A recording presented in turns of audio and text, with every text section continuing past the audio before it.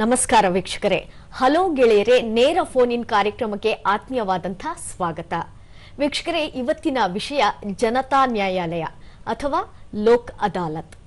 ಹಾಗಿದ್ರೆ ಇಂದು ಜನತಾ ನ್ಯಾಯಾಲಯ ಅಂದ್ರೆ ಏನು, ಇದರ ಮಹತ್ವ ಏನು, ಹಾಗೆ ಇದರ ಒಂದು ಯಾವ ರೀತಿ ಜನಸಾಮಾನ್ಯರು ಇದರ ಮೂಲಕ ಒಂದು ಯಾವುದೇ ಪ್ರಕರಣಗಳಿದ್ದಾಗ ಅದರಲ್ಲಿ ನ್ಯಾಯವನ್ನ ಯಾವ ರೀತಿ ಅವರು ಪಡ್ಕೊಳ್ಳೋಕ್ಕಾಗತ್ತೆ, ಇದೆಲ್ಲದರ ಬಗ್ಗೆ ಸಂಪೂರ್ಣವಾದಂತಹ ಮಾಹಿತಿಯನ್ನ ನೀಡೋದಕ್ಕೋಸ್ಕರ ಇವತ್ತು ನಮ್ಮ ಜೊತೆ ಇದ್ದಾರೆ ಎಚ್ ಶಶಿಧರ್ ಶೆಟ್ಟಿ ಅವರು.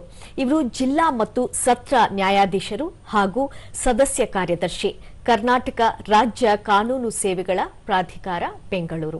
ಇವರನ್ನ ನಮ್ಮ ಕಾರ್ಯಕ್ರಮಕ್ಕೆ ಆತ್ಮೀಯವಾಗಿ ಬರಮಾಡಿಕೊಳ್ಳೋಣ. ಸರ್, ಕಾರ್ಯಕ್ರಮಕ್ಕೆ ಆತ್ಮೀಯವಾದಂತ ಸ್ವಾಗತ. ನಮಸ್ತೆ. ನಮಸ್ತೆ. ಇವಾಗ ಎಷ್ಟೋ ಜನರಿಗೆ ಈ ಒಂದು ಜನತಾ ನ್ಯಾಯಾಲಯ ಅಂತ ಹೇಳಿದ್ರೆ ಏನು ಅನ್ನುವಂಥದ್ದು ಗೊತ್ತಿರೋದಿಲ್ಲ. ಅಂಥವರಿಗೋಸ್ಕರ ಈ ಒಂದು ಕಾರ್ಯಕ್ರಮವನ್ನ ನಾವು ಇಟ್ಕೊಂಡಿದ್ದೀವಿ. ಹಾಗಿದ್ದಾಗ ಮೊದಲೇದಾಗಿ ಒಂದು ಜನತಾ ನ್ಯಾಯಾಲಯ ಅಂದ್ರೆ ಏನು, ಹಾಗೆ ಅದರ ಮಹತ್ವವನ್ನ ನಮ್ಮ ವೀಕ್ಷಕರಿಗೆ ತಿಳಿಸ್ಕೊಡಿ. ಜನತಾ ನ್ಯಾಯಾಲಯ ಅದರ ಹೆಸರಿನಲ್ಲಿದ್ದ ಹಾಗೆ ಜನರಿಗೆ ಹತ್ತಿರವಾದಂಥ ನ್ಯಾಯಾಲಯ. ಅಲ್ಲಿ ಜನರ ಸಹಭಾಗಿತ್ವದಲ್ಲಿ ಅವರ ನೇರವಾದಂಥ ಅವರ ಪಾಲುಗಾರಿಕೆಯಲ್ಲಿ ನಡ್ತಕ್ಕಂಥ ಒಂದು ಇದು. ಯಾಕಂದರೆ ನಿಮ್ಗೆ ಕೋರ್ಟಿನಲ್ಲಿ ಗೊತ್ತಿರುತ್ತೆ, ಕೋರ್ಟ್ನಲ್ಲಿ ಏನಾಗುತ್ತೆ ಅಂತಂದರೆ ಅವರ ಪರವಾಗಿ ಅವರ ವಕೀಲರು ಕೇಸನ್ನು ನಡೆಸ್ತಾರೆ. ಅಲ್ಲಿ ಭಾಗವಹಿಸುವಿಕೆ, ಪಕ್ಷಗಾರರ ಭಾಗವಹಿಸುವಿಕೆ ಬಹಳ ಕಡಿಮೆ ಇರ್ತದೆ. ಜನತಾ ನ್ಯಾಯಾಲಯದಲ್ಲಿ ಅವರು ಉಭಯ ಪಕ್ಷಗಾರನ ಕೂರಿಸ್ಕೊಂಡು ಅಲ್ಲಿ ಒಬ್ಬರು ಜುಡಿಷಿಯಲ್ ಕನ್ಸಲೇಟರ್ ಮತ್ತೊಬ್ಬರು ನಾನ್ ಜುಡಿಷಿಯಲ್ ಕನ್ಸಲೇಟರ್ ಅಂತ ಇರ್ತಾರೆ. ಜುಡಿಷಿಯಲ್ ಕನ್ಸಲೇಟರ್ ಅಂದರೆ ಎಲ್ಲರೂ ಒಬ್ಬರು ನ್ಯಾಯಾಧೀಶರು ಒಬ್ಬರು ಇರ್ತಾರೆ, ಇನ್ನೊಬ್ಬರು ಸಾಮಾನ್ಯವಾಗಿ ವಕೀಲರು ನಾನ್ ಜುಡಿಷಿಯಲ್ ಕನ್ಸಲೇಟರ್ ಅಂತ ಇರ್ತಾರೆ. ಅವರ ಸಮ್ಮುಖದಲ್ಲಿ ಉಭಯ ಪಕ್ಷಕಾರರನ್ನು ಕರೆಸಿ ಅವರ ಕೇಸುಗಳ ಬಗ್ಗೆ ಅವರಿಗೆ ಹೇಳಲಿಕ್ಕೆ ಅವಕಾಶವನ್ನು ಕೊಟ್ಟು ಅವರು ತಮಗೆ ಬೇಕಾದಂಥ ಒಂದು ನ್ಯಾಯ ತೀರ್ಮಾನವನ್ನು ಪಕ್ಷಗಾರರೇ ತೆಗೆದುಕೊಳ್ಳತಕ್ಕಂಥ ನಿರ್ಣಯ ತೆಗೆದುಕೊಳ್ಳತಕ್ಕಂಥ ಒಂದು ವ್ಯವಸ್ಥೆ. ಹಾಗಾಗಿ ಇದು ಬಹಳ ಜನರಿಗೆ ಅತ್ಯಂತ ಹತ್ತಿರವಾಗಿರ್ತಕ್ಕಂಥ, ಅತ್ಯಂತ ಕಡಿಮೆ ಖರ್ಚಿನಲ್ಲಿ ಅಥವಾ ಖರ್ಚು ಇಲ್ಲದೆ ಅಂತ ಹೇಳ್ಬೋದು, ಮತ್ತು ಶೀಘ್ರವಾಗಿ ನ್ಯಾಯ ದೊರೆತಕ್ಕಂಥ ಒಂದು ವ್ಯವಸ್ಥೆ. ಓಕೆ, ಹಾಗೆ ಇದನ್ನ ಈ ರಾಜ್ಯದಲ್ಲಿ ಯಾವಾಗ ಇದನ್ನ ಒಂದು ಲೋಕ್ ಅದಾಲತ್ ಅನ್ನುವಂಥದ್ದನ್ನ ಹಮ್ಮಿಕೊಳ್ಳಲಾಗಿದೆ ಅಂದ್ರೆ ಯಾವಾಗ ಇದು ಬಂತು? ಈ ಲೋಕ್ ಅದಾಲತ್ತನ್ನು ನಾವು ನ್ಯಾಷನಲ್ ಲೀಗಲ್ ಸರ್ವಿಸ್ ಅಥಾರಿಟಿ, ರಾಷ್ಟ್ರೀಯ ಕಾನೂನು ಸೇವಾ ಪ್ರಾಧಿಕಾರದ ನಿರ್ದೇಶನದ ಮೇರೆಗೆ ಎಲ್ಲ ರಾಜ್ಯದಲ್ಲಿ ಇದನ್ನು ಹಮ್ಮಿಕೊಳ್ತೇವೆ. ವರ್ಷಕ್ಕೆ 4 ಬಾರಿ ಇದೆ. ನಮ್ಮ ರಾಜ್ಯದಲ್ಲಿ ಮಾರ್ಚ್ನಲ್ಲಿ ಮತ್ತು ಜುಲೈ ಹಾಗೂ ಸೆಪ್ಟೆಂಬರ್ನಲ್ಲಿ ಮಾಡಿದ್ದೀವಿ, 2ನೇ ಶನಿವಾರ. ಈಗ ನೆಕ್ಸ್ಟ್ ನಾವು ಕೊನೆಯದಾಗಿ ಈ ವರ್ಷದ ಕೊನೆಯ ನ್ಯಾಷನಲ್ ಲೋಕ್ ಅದಾಲತ್ ಅಥವಾ ಬೃಹತ್ ಲೋಕ್ ಅದಾಲತ್ ಅಂತ ಕರಿತೀವಿ. ಇದನ್ನು 13/12/2025 ಅಂದರೆ ಡಿಸೆಂಬರ್ನ 2ನೇ ಶನಿವಾರದಂದು ಇಡೀ ರಾಜ್ಯಾದ್ಯಂತ, ಆ್ಯಕ್ಚುಲಿ ಇದು ದೇಶಾದ್ಯಂತ ಆಗ್ತಾಯಿದೆ, ನಮ್ಮ ರಾಜ್ಯದಲ್ಲೂ ಇದನ್ನು ಮಾಡ್ತಾ ಇದ್ದೇವೆ. ಸೊ ಈ ಸುಮಾರು 1,000ಕ್ಕೂ ಹತ್ತಿರದ ಅಥವಾ ಆಲ್ಮೋಸ್ಟ್ ಲಾಸ್ಟ್ ನಾವು ಸೆಪ್ಟೆಂಬರ್ನಲ್ಲಿ ಮಾಡಿದಾಗ 989 ಬೆಂಚ್ಗಳಿದ್ದವು. ಸೊ ಹತ್ರ 1,000 ಬೆಂಚ್ಗಳನ್ನು ಕಾನ್ಸ್ಟಿಟ್ಯೂಟ್ ಮಾಡಿ ಅಲ್ಲಿ ರಾಜ್ಯದ ತಾಲೂಕಿನಲ್ಲಿ, ಜಿಲ್ಲೆಯಲ್ಲಿ ಮತ್ತು ಹೈಕೋರ್ಟ್ನಲ್ಲೂ ಸಹ ಪ್ರಿನ್ಸಿಪಲ್ ಬೆಂಚು ಬೆಂಗಳೂರು ಮತ್ತು ಧಾರವಾಡ ಕಲಬುರಗಿ ಬೆಂಚ್ನಲ್ಲೂ ಸಹ ಒಂದೇ ದಿವಸ ಇಡೀ ರಾಜ್ಯಾದ್ಯಂತ ಈ ಒಂದು ಲೋಕ್ ಅದಾಲತನ್ನು ನಾವು ಮಾಡ್ತೇವೆ. ಓಕೆ, ಇದರಲ್ಲಿ ಎಂಥ ಒಂದು ಪ್ರಕರಣಗಳನ್ನ ತೀರ್ಮಾನಿಸಬಹುದು, ಯಾವ ರೀತಿಯಾಗಿ ತೀರ್ಮಾನಕ್ಕೆ ಬರಬಹುದು ಅಂತ ತಿಳಿಸ್ಕೊಡಿ. Both civil and criminal. ಸಿವಿಲ್ನಲ್ಲಿ ನೀವು ಎಲ್ಲ ರೀತಿಯ ಪ್ರಕರಣಗಳನ್ನು ಇಲ್ಲಿ ರಾಜಿ ಮಾಡ್ಕೊಳ್ಬೋದು. ಇನ್ನೊಂದು ಮಹತ್ವ ಏನಂತಂದರೆ ಲೋಕ್ ಅದಾಲತ್ನಲ್ಲಿ ಕೋರ್ಟ್ ಕೇಸ್ನಲ್ಲಿ ಇರಲೇಬೇಕು. ಆ ಕೋರ್ಟ್ ಪೆಂಡಿಂಗ್ ಕೇಸ್ ಇದ್ರೆ ಮಾತ್ರ ಅದನ್ನು ಲೋಕ್ ಅದಾಲತಿಗೆ ಕಳಿಸ್ಬೇಕು ಅಂತಿಲ್ಲ. ಈವನ್ ಪ್ರೀ ಲಿಟಿಗೇಷನ್ ಕೇಸಸ್ ಅಂದರೆ ವ್ಯಾಜ್ಯ ಪೂರ್ವ ಪ್ರಕರಣಗಳು ಅಂತ ಹೇಳ್ತೀವಿ. ಅದರ ಅರ್ಥ ಕೋರ್ಟಿಗೆ ಆ ಕೇಸು ಈವರೆಗೆ ಬಂದಿರಲಿಲ್ಲ, ಬಟ್ ಅಲ್ಲೊಂದು ತೊಂದರೆ ಇದೆ, ಪ್ರಕರಣ ಇದೆ, ಒಂದು ಏನೋ ಒಂದು ಕೇಸನ್ನು ಹಾಕಲಿಕ್ಕೆ ಅವರು ಮನಸ್ಸು ಮಾಡ್ತಾ ಇದ್ದಾರೆ ಅಂತಿದ್ರೆ ಅದನ್ನು ಸಹ ನಾವು ಈ ಲೋಕ್ ಅದಾಲತಿಗೆ ಕಳಿಸ್ಕೊಟ್ಟು ಅಲ್ಲಿ ರಾಜಿ ಮಾಡುವ ಒಂದು ವ್ಯವಸ್ಥೆ ಇದೆ. ಲೋಕ್ ಅದಾಲತ್ನಲ್ಲಿ ಸಿವಿಲ್ ಕೇಸ್ಗೆ ಸಂಬಂಧಪಟ್ಟ ಹಾಗೆ ಪ್ರಮುಖವಾಗಿ ನಾವು ಮಾಡ್ತಾ ಇರುವಂಥದ್ದು ಮೋಟಾರ್ ವೆಹಿಕಲ್ ಆಕ್ಸಿಡೆಂಟ್ ಕೇಸಸ್, ಈ ಅಪಘಾತ ಪರಿಹಾರವನ್ನು ಕೊಡ್ತಕ್ಕಂಥ ಕೇಸು, ಮತ್ತು ಲ್ಯಾಂಡ್ ಅಕ್ವಿಷನ್ ಕೇಸ್, ಭೂ ಒತ್ತುವರಿ ಮಾಡಿರ್ತಾರೆ ಅದಕ್ಕೆ ಪರಿಹಾರ ಕೊಡ್ತಕ್ಕಂಥ ಕೇಸುಗಳು. ಇನ್ನು ಎಲ್ಲ ಥರದ ಬಹಳ ನಮ್ಮ ರಾಜ್ಯದಲ್ಲಿ ಸುಮಾರು 2 ಲಕ್ಷಕ್ಕೂ ಹೆಚ್ಚು ಪಾರ್ಟಿಷನ್ ಸೂಟ್ಸ್ಗಳಿದ್ದಾವೆ, ಪಾಲು ವ್ಯಾಜ್ಯವನ್ನು ಹಾಕಿರ್ತಾರೆ. ಸೊ ಅಂಥ ಪ್ರಕರಣಗಳನ್ನು ಲೋಕ್ ಅದಾಲತ್ ರಾಜಿ ಮಾಡ್ಕೊಳ್ಳೋದು ಅತ್ಯಂತ ಸೂಕ್ತ. ಯಾಕಂದರೆ ಯಾವ ಕೇಸ್ನಲ್ಲಿ ಯಾರಿಗೆ ಎಷ್ಟು ಪಾಲು ಕೊಡಬೇಕು ಅನ್ನೋದು ಎಲ್ಲ ಕ್ಲಿಯರ್ ಆಗಿ ಡಿಸಿಷನ್ ಆಗಿದೆ, ಸೆಕ್ಷನಲ್ಲೂ ಕ್ಲಿಯರ್ ಇದೆ. ಹಾಗಾಗಿ ಕಾನೂನಿನ ಬಹಳ ದೊಡ್ಡ ಏನು ನ್ಯಾಯಾಲಯ ತೀರ್ಪು ಕೊಡ್ತಕ್ಕಂಥ ಅಥವಾ ಕೊಡಬೇಕಾದಂಥ ಅವಶ್ಯಕತೆ ಇಲ್ಲದೆ ಬಹಳ ಸಿಂಪಲ್ ಆಗಿ ಪಕ್ಷಗಾರರು ಕೂತ್ಕೊಂಡು ಅಣ್ಣ ತಮ್ಮ ಅಕ್ಕ ಸಹೋದರ ಸಹೋದರಿ ಇರ್ತಾರೆ, ಕೂತ್ಕೊಂಡು ರಾಜಿ ಮಾಡ್ತಕ್ಕಂಥ ಕೇಸ್ಗಳಿರ್ತವೆ. ಸೊ ಪಾಲುವ್ಯಾಜ್ಯಗಳು ಬಹಳ ಅತ್ಯಂತ ಸೂಕ್ತವಾದ, ಲೋಕದಾಲತ್ನಲ್ಲಿ ರಾಜಿ ಮಾಡ್ಕೊಳ್ಳಿಕ್ಕೆ ಅತ್ಯಂತ ಸೂಕ್ತವಾದ ಕೇಸುಗಳು. ಅದೇ ಥರ ಫ್ಯಾಮಿಲಿ ಮ್ಯಾಟರ್ಸ್, ತುಂಬ ಡಿಸ್ಪ್ಯೂಟ್ ಇದ್ದು ಕೋರ್ಟಿಗೆ ಬರ್ತಾರೆ, ಯಾವುದು ಡೈವರ್ಸ್ ಹಾಕಿರ್ತಾರೆ, ಮೇಂಟೆನೆನ್ಸ್ ಜೀವನ ಅಂಶ ಕೇಳ್ಕೊಂಡು ಹಾಕಿರ್ತಾರೆ, ಬೇರೆ ಬೇರೆ ಪ್ರಕರಣಗಳು, ಗಂಡ ಹೆಂಡತಿ ಇರ್ಬೋದು, ಅಪ್ಪ ಮಕ್ಕಳು ಇರ್ಬೋದು, ಬೇರೆ ಬೇರೆ ಕೇಸುಗಳು ಬಂದಿರ್ತವೆ. ಅಂಥ ಕೇಸುಗಳನ್ನು ಸಹ ಭಾಳ ಈ ಒಂದು ಲೋಕದಾಲತ್ನಲ್ಲಿ ರಾಜಿ ಮಾಡ್ಕೊಳ್ಳಿಕ್ಕೆ ಅತ್ಯಂತ ಸೂಕ್ತ. ಕ್ರಿಮಿನಲ್ನಲ್ಲಿ ತೆಗೆದುಕೊಂಡ್ರೆ ಕಂಪೌಂಡಬಲ್, ನಾನ್ ಕಂಪೌಂಡಬಲ್ ಕೇಸ್ಗಳನ್ನು ನಾವು ಮಾಡಲಿಕ್ಕೆ ಬರೋದಿಲ್ಲ. ಅದು ಎಲ್ಲ ತೀವ್ರ ಥರದ ಪ್ರಕರಣಗಳಿರ್ತವೆ, ಮರ್ಡರ್ ಇರ್ತವೆ, ರೇಪ್ ಇರ್ಬೋದು, ಬೇರೆ ಬೇರೆ ಪ್ರಕರಣಗಳು. ಆದರೆ ಕಂಪೌಂಡಬಲ್ ಅಫೆನ್ಸ್ ಅಂತ ಹೇಳ್ತೀವಿ, ಅವುಗಳನ್ನು ನಾವು ರಾಜಿ ಮಾಡ್ಕೊಳ್ಳಿಕ್ಕೆ ಸಾಧ್ಯತೆ ಇರ್ತವೆ. ಸಣ್ಣ ಪುಟ್ಟ ಹೊಡೆದಾಟ, ಬೈದಾಟ, ಈ ಥರದ ಕೇಸುಗಳಿರ್ತವೆ, ಅದನ್ನು ರಾಜಿ ಮಾಡ್ಕೊಳ್ಬೋದು. ಅದೇ ಥರ ಟ್ರಾಫಿಕ್ ಚಲನ್ ಕೇಸಸ್ ನಾವು ಈ ಸಲ ಪ್ರಮುಖವಾಗಿ ನಾನು ಎಲ್ಲ ಸಾರ್ವಜನಿಕರಲ್ಲಿ ಮಾಹಿತಿಯನ್ನು ಕೊಡ್ತಾ ಇರೋದು. ನಾವು 13/9/2025 ಮಾಡಿದ ಲೋಕದಾಲತ್ನಲ್ಲೂ ಸಹ ಇದನ್ನು ನಾವು ಮಾಡಿದ್ವಿ. ಈ ಸಲ ಸಹ ನಾವು ಸರ್ಕಾರವನ್ನು ಕೇಳಿದಾಗ ಸರ್ಕಾರದವರು ಇದಕ್ಕೆ ಸಮ್ಮತಿಸಿ 50% ಕನ್ಸೆಷನನ್ನು ಕೊಟ್ಟಿದ್ದಾರೆ. ಸೊ ಟ್ರಾಫಿಕ್ ಚಲನ್ ಕೇಸಸ್ಸಲ್ಲಿ 50% ಕನ್ಸೆಷನ್ ಕೊಟ್ಟಿರೋದ್ರಿಂದ ಹೆಚ್ಚು ಕೇಸುಗಳನ್ನ ತಾವು ರಾಜಿ ಮಾಡಿಕೊಂಡು ಫೈನನ್ನು ಕಟ್ಟಿ ಕೇಸುಗಳನ್ನ ಕ್ಲೋಸ್ ಮಾಡ್ಕೊಳ್ಬೇಕಂತ ನನ್ನ ಮನವಿ. ಇನ್ನೊಂದು ಇದರಲ್ಲಿ ಪ್ಲಸ್ ಪಾಯಿಂಟ್ ಏನಾಗಿದೆ ಈ ಸಲ ಅಂತಂದರೆ, ಕಳೆದ ಸಲ ನಾವು ಮಾಡಿದಾಗ ಖಾಲಿ ಈ ಪೊಲೀಸರು ಹಾಕುವ ಟ್ರಾಫಿಕ್ ಚಲನ್ ಕೇಸ್ಗಳಿಗೆ ಮಾತ್ರ ಕನ್ಸೆಷನ್ ಕೊಟ್ಟಿದ್ರು. ಈ ಸಲ ಟ್ರಾನ್ಸ್ಪೋರ್ಟ್ ಡಿಪಾರ್ಟ್ಮೆಂಟಿಗೆ ಸಂಬಂಧಪಟ್ಟ ಕೇಸ್ಗಳು, ಅಲ್ಲಿ ಏನಾಗುತ್ತೆ, ಒಂದು ಕೇಸ್ನಲ್ಲಿ ಹಲವಾರು ಕೌಂಟ್ಸ್ಗಳಿರ್ತವೆ. ಕೆಲವು ಸಲ 10,000, 20,000, 25,000 ಪರ್ಮಿಟ್ ವೈಲೇಷನ್ ಇರ್ಬೋದು, ಬೇರೆ ಬೇರೆ ಬೇರೆ ದೊಡ್ಡ ಪ್ರಕರಣಗಳು, ಅದರಲ್ಲಿ 50,000ವರೆಗೆ 60,000ವರೆಗೂ ಕೆಲವು ಒಂದು ಕೇಸ್ನಲ್ಲಿ ಇರ್ತವೆ. ಅಂಥ ಕೇಸುಗಳಲ್ಲೂ ಸಹ 50% ಕನ್ಸೆಷನ್ನ ಕೊಟ್ಟಿದ್ದಾರೆ. 1990-91ರಿಂದ ಪ್ರಕರಣ ಇವಾಗಲೂ ಪೆಂಡಿಂಗ್ ಇದೆ. 90-91ರಿಂದ 2020ರವರೆಗೆ ಇರತಕ್ಕಂಥ ಪ್ರಕರಣಗಳಲ್ಲಿ ಈ ಒಂದು ಕನ್ಸೆಷನ್ ಕೊಟ್ಟಿದ್ದರಿಂದ ನಾನು ಎಲ್ಲ ಲಾರಿ ಮಾಲೀಕರ ಸಂಘ ಇರ್ಬೋದು, ಟ್ಯಾಕ್ಸಿ ಮಾಲೀಕರ ಸಂಘ ಇರ್ಬೋದು, ಆಟೋ ಸಂಘ ಇರ್ಬೋದು, ಎಲ್ಲ ಈ ಒಂದು ಏನು ಸಂಘದವರಿಗೆ ಹತ್ರ ನನ್ನ ಮನವಿ, ಇದ್ರ ಬಗ್ಗೆ ಹೆಚ್ಚು ಮಾಹಿತಿಯನ್ನು ಕೊಡಿ. ಯಾರದ್ದಾದರೂ ಕೇಸುಗಳು ಪೆಂಡಿಂಗ್ ಇದ್ದಿದ್ದರೆ, ಯಾವುದೇ ವರ್ಷದ್ದಿರ್ಬೋದು, 1991ರಿಂದ ಪೆಂಡಿಂಗ್ ಇರ್ತಕ್ಕಂಥ ಕೇಸುಗಳನ್ನು ಸಹ ಈ ಒಂದು ಸಂದರ್ಭದಲ್ಲಿ ರಾಜಿ ಮಾಡಿಕೊಳ್ಳಿಕ್ಕೆ ಬಹಳ ಸೂಕ್ತ. ಇದು ಮೊನ್ನೆ 21/11/25ರಿಂದ ಬರುವ 12/12/25ರವರೆಗೆ ಮಾತ್ರ ಇದು ಅವಕಾಶ ಇರೋದು. ಆದ್ದರಿಂದ ತಮಗಿನ್ನು ಹೆಚ್ಚು ಅವಕಾಶ ಇಲ್ಲ. ಇದ್ದ ಒಂದು ವಾರದ ಒಳಗೆ ಆದಷ್ಟು ಹೆಚ್ಚು ಪ್ರಕರಣಗಳನ್ನು ರಾಜಿ ಮಾಡಿಕೊಂಡ್ರಲ್ಲಿ ನಿಮಗೆ ಇದೊಂದು ಭಾಳ ಒಳ್ಳೆಯ ಅವಕಾಶ. ನಿಮಗೆ 50% ಫೈನ್ ಅಮೌಂಟನ್ನು ಕಟ್ಟಿ ನಿಮ್ಮ ಕೇಸನ್ನು ಕ್ಲೋಸ್ ಮಾಡ್ಕೊಳ್ಬೋದು. ಓಕೆ. ಹಾಗೆ ಒಂದು 13ನೇ ತಾರೀಕು ಸೆಪ್ಟೆಂಬರ್ 2025ರಂದು ರಾಷ್ಟ್ರೀಯ ಲೋಕ ಅದಾಲತ್ನ ಒಂದು ವಿಶೇಷತೆ, ಅದರ ಒಂದು ಮಹತ್ವವನ್ನು ನೋಡೋದಾದ್ರೆ ಏನು ಹೇಳ್ಬೋದು? ಇದು ಬಹಳ ಹೇಳಬೇಕಂದ್ರೆ ಬಹಳ ಯಶಸ್ವಿ ಲೋಕ ಅದಾಲತ್ ಅಂತ ಹೇಳ್ಬೋದು. ನಾವು ಮಾಡಿದ ಸೆಪ್ಟೆಂಬರ್ ಲೋಕ ಅದಾಲತ್ನಲ್ಲಿ ಸುಮಾರು 1,11,00,000 ಕೇಸುಗಳು ಇಡೀ ರಾಜ್ಯಾದ್ಯಂತ ವಿಲೇವಾರಿ ಆಗಿದ್ದವು. ಅದರಲ್ಲಿ 2,42,000 ಕೇಸು ಪೆಂಡಿಂಗ್ ಕೇಸ್, ಅಂದರೆ ಕೋರ್ಟ್ನಲ್ಲಿ ಆಲ್ರೆಡಿ ಪೆಂಡಿಂಗ್ ಇದ್ದದ್ದು. 1,08,00,000 ಕೇಸು ಪ್ರೀ ಲಿಟಿಗೇಷನ್ ಕೇಸ್, ವ್ಯಾಜ್ಯಪೂರ್ವ ಪ್ರಕರಣಗಳು, ಬೇರೆ ಬೇರೆ ವಾಟರ್ ಡಿಸ್ಪ್ಯೂಟ್ ಇರ್ಬೋದು, ಎಲೆಕ್ಟ್ರಿಸಿಟಿ ಸಂಬಂಧಪಟ್ಟದ್ದಿರ್ಬೋದು, ಸ್ಯಾನಿಟರಿಗೆ ಸಂಬಂಧಪಟ್ಟದ್ದಿರ್ಬೋದು, ಬ್ಯಾಂಕ್ ಸೂಟ್ಸ್ಗಳಿಗೆ, ಬ್ಯಾಂಕ್ ಕೇಸ್ಗಳು ಇದ್ದಿರ್ಬೋದು. ಈ ಥರ ಬೇರೆ ಬೇರೆ ಬೇರೆ ಕೇಸ್ಗಳನ್ನು ನಾವು ಅದರಲ್ಲಿ ವಿಲೇವಾರಿ ಮಾಡಿ, ಅದರಲ್ಲಿ ಸುಮಾರು 53 ಲಕ್ಷ ಕೇಸು ಈ ಟ್ರಾಫಿಕ್ ಚಲನ್ ಕೇಸಸ್ ಆಗಿತ್ತು. ಸುಮಾರು ನಮ್ಮ ರಾಜ್ಯದಲ್ಲಿ 4,42,00,000 ಟ್ರಾಫಿಕ್ ಚಲನ್ ಕೇಸ್ಗಳಿದ್ದಾವೆ. ಸೊ ಅದರಲ್ಲಿ ನಾವು ಸುಮಾರು 53 ಲಕ್ಷ ಕೇಸುಗಳನ್ನು ವಿಲೇವಾರಿ ಮಾಡಿ ಅದರಿಂದ 144 ಕೋಟಿ ಹಣ ಸರ್ಕಾರಕ್ಕೆ ಜಮಾ ಆಗಿದೆ. ಸೊ ಒಟ್ಟು ನಾವು ಪಾವತಿಸಿದ ಪರಿಹಾರ ಮೊತ್ತ ಲಾಸ್ಟ್ ಇದರಲ್ಲಿ 3,997 ಕೋಟಿ. ಇದು ಬಹಳ ಒಂದು ಯಶಸ್ವಿ ಲೋಕ ಅದಾಲತ್. ನಮ್ಮ ದೇಶದಲ್ಲೇ ನಮ್ಮ ಕರ್ನಾಟಕ ರಾಜ್ಯ 2ನೇ ಹೆಚ್ಚು ಕೇಸುಗಳನ್ನು ವಿಲೇವಾರಿ ಮಾಡಿದ ರಾಜ್ಯ ಆಗಿದೆ. UP it's a big state. ಉತ್ತರ ಪ್ರದೇಶದಲ್ಲಿ ಸುಮಾರು ನಮ್ಮಿಂದ ಒಂದು 10 ಲಕ್ಷ ಜಾಸ್ತಿ ಮಾಡಿದ್ರು. ನೆಕ್ಸ್ಟ್ ನಮ್ಮದಲ್ಲೇ ಜಾಸ್ತಿ ಕೇಸುಗಳು ರಾಜಿಯಾಗಿದೆ. ಇನ್ನೊಂದು ಮಹತ್ವ ಏನಂತಂದರೆ, ಸುಮಾರು 5 ವರ್ಷಕ್ಕಿಂತ ಹೆಚ್ಚು ಹಳೆಯ ಪ್ರಕರಣ 1,460 ಪ್ರಕರಣಗಳು ವಿಲೇವಾರಿ ಆಗಿದ್ದಾವೆ. 10 ವರ್ಷಕ್ಕಿಂತ ಹೆಚ್ಚು ಹಳೆಯ ಪ್ರಕರಣ 198 ಪ್ರಕರಣಗಳು ಮತ್ತು 15 ವರ್ಷಕ್ಕಿಂತಲೂ ಹೆಚ್ಚು ವರ್ಷದ ಹಳೆಯ ಪ್ರಕರಣ 22, ಒಟ್ಟು 1680 5ಕ್ಕಿಂತ ಹೆಚ್ಚು ವರ್ಷದ ಅಂದರೆ ಓಲ್ಡ್ ಕೇಸ್ಗಳು ನಾ ಹೇಳ್ತಿರೋದು. ಇನ್ನೊಂದು ಸೀನಿಯರ್ ಸಿಟಿಜನ್ಗೆ ಸಂಬಂಧಪಟ್ಟ ಹಾಗೆ ತಮಗೆಲ್ಲ ಗೊತ್ತಿದೆ, ವಯಸ್ಕರಾದ ಕೇಸ್ಗಳನ್ನು ನಾವು ಶೀಘ್ರವಾಗಿ ರಿಲೆವರಿ ಮಾಡಬೇಕು ಅಂತ ಸುಪ್ರೀಂ ಕೋರ್ಟ್ನ ನಿರ್ದೇಶನ ಇದೆ.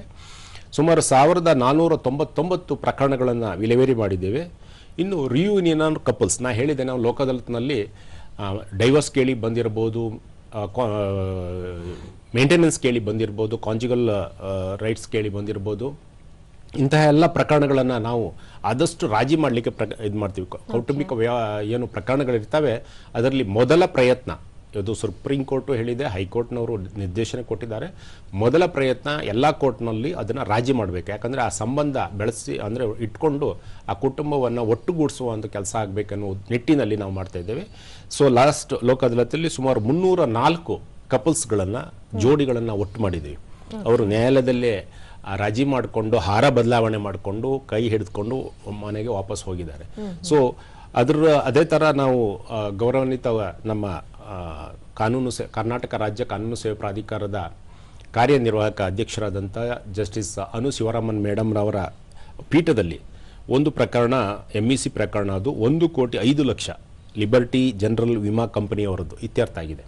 ಸೊ ಈ ಥರ ದೊಡ್ಡ ದೊಡ್ಡ ಮೊತ್ತದಲ್ಲಿ ಇರ್ತಕ್ಕಂಥ ಕೇಸುಗಳು ನಾವು ಲೋಕ ಅದಾಲತ್ನಲ್ಲಿ ರಾಜಿ ಮಾಡಿದ್ದೀವಿ. ಓಕೆ, ಅಂದ್ರೆ ಸಣ್ಣ ಸಣ್ಣ ವಿಷಯಗಳಿದ್ರೂ ಕೂಡ ಆ ಪ್ರಕರಣಗಳನ್ನ ಕೂಡ ರಾಜಿ ಮಾಡ್ಕೋಬಹುದು. ಹಾಗೆ ದೊಡ್ಡ ಏನಾದ್ರೂ ಪ್ರಕರಣಗಳಿದ್ರೂ ಕೂಡ ಅದನ್ನ ಈ ಒಂದು ಜನತಾ ನ್ಯಾಯಾಲಯದ ಮೂಲಕ ರಾಜಿ ಮಾಡ್ಕೊಳ್ಳೋದಕ್ಕೆ ಸಾಧ್ಯ ಆಗತ್ತೆ ಅಂತ ಹೇಳ್ತಾ ಇದ್ರಿ.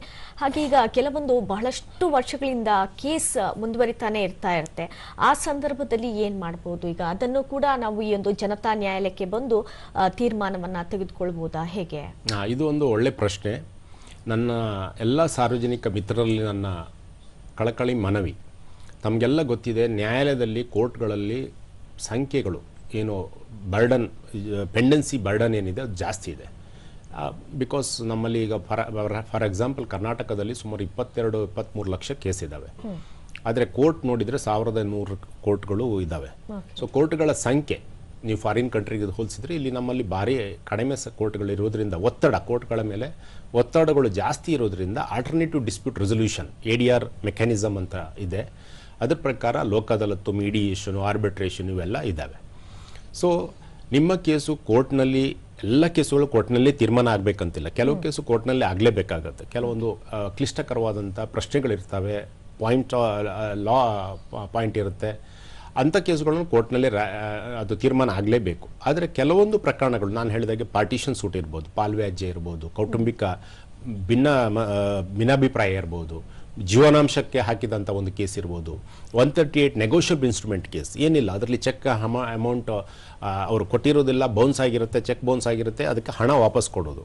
ಸೊ ಅಷ್ಟೇ ಇರೋದು, ಸಿಂಪಲ್ ಕೇಸು. ಅಂತಹ ಕೇಸ್ಗಳು ಇರ್ಬೋದು. ಇವೆಲ್ಲ ಮೋಟರ್ ವೆಹಿಕಲ್ ಆಕ್ಸಿಡೆಂಟ್ ಕೇಸರು ಪರಿಹಾರ ಕೊಡ್ತಕ್ಕಂಥದ್ದು ಇನ್ಶೂರೆನ್ಸ್ ಕಂಪನಿಯವರು ಪರಿಹಾರ ಕೊಡ್ತಾರೆ.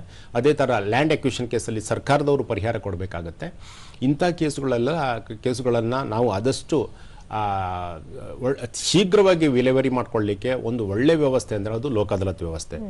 ಸೊ ಇದನ್ನು ಎಲ್ಲರೂ ಸದುಪಯೋಗ ಪಡಿಸ್ಕೊಳ್ಳಿ. ನಿಮ್ಮಲ್ಲಿ ಕೇಸ್ಗಳು ಕೋರ್ಟ್ನಲ್ಲಿ ಪೆಂಡಿಂಗ್ ಇದ್ದದಿದ್ದರೆ, ಅದು ಎಷ್ಟೇ ವರ್ಷದ ಹೇಳಿದೆ ನಿಮಗೆ, 15 ವರ್ಷಕ್ಕಿಂತ ಹೆಚ್ಚು ಹಳೆಯ ಕೇಸುಗಳನ್ನು ನಾವು ವಿಲೇವಾರಿ ಮಾಡಿದ್ದೇವೆ. ಸುಮಾರು 1000ಕ್ಕಿಂತ ಹೆಚ್ಚು ಕೇಸುಗಳನ್ನು 5 ವರ್ಷಕ್ಕಿಂತ ಹಳೆಯ 1000ಕ್ಕೂ ಹೆಚ್ಚು ಕೇಸುಗಳನ್ನು ನಾವು ವಿಲೇವಾರಿ ಮಾಡಿರೋದ್ರಿಂದ ನಿಮ್ಮಲ್ಲಿ ಯಾವುದೇ ವರ್ಷದಿರ್ಬೋದು ಹಳೆಯ ಕೇಸು ನಾನು ಲೋಕ ಅದಾಲತ್ಗೆ ಕಳಿಸ್ಲಿಕ್ಕೆ ಆಗ್ತಾ ಇಲ್ಲ, ಅಥವಾ ಹಿಂದೆ ಒಂದು ಸಲ ಅದು ಲೋಕ ಅದಾಲತ್ಗೆ ಹೋಗಿತ್ತು, ಈಗ ಪುನಃ ನಾನು ಕಳಿಸ್ಲಿಕ್ಕೆ ಬರೋದಿಲ್ಲ, ಆ ಒಂದು ಏನು ಇಟ್ಕೊಳ್ಳೋದು ಬೇಡ.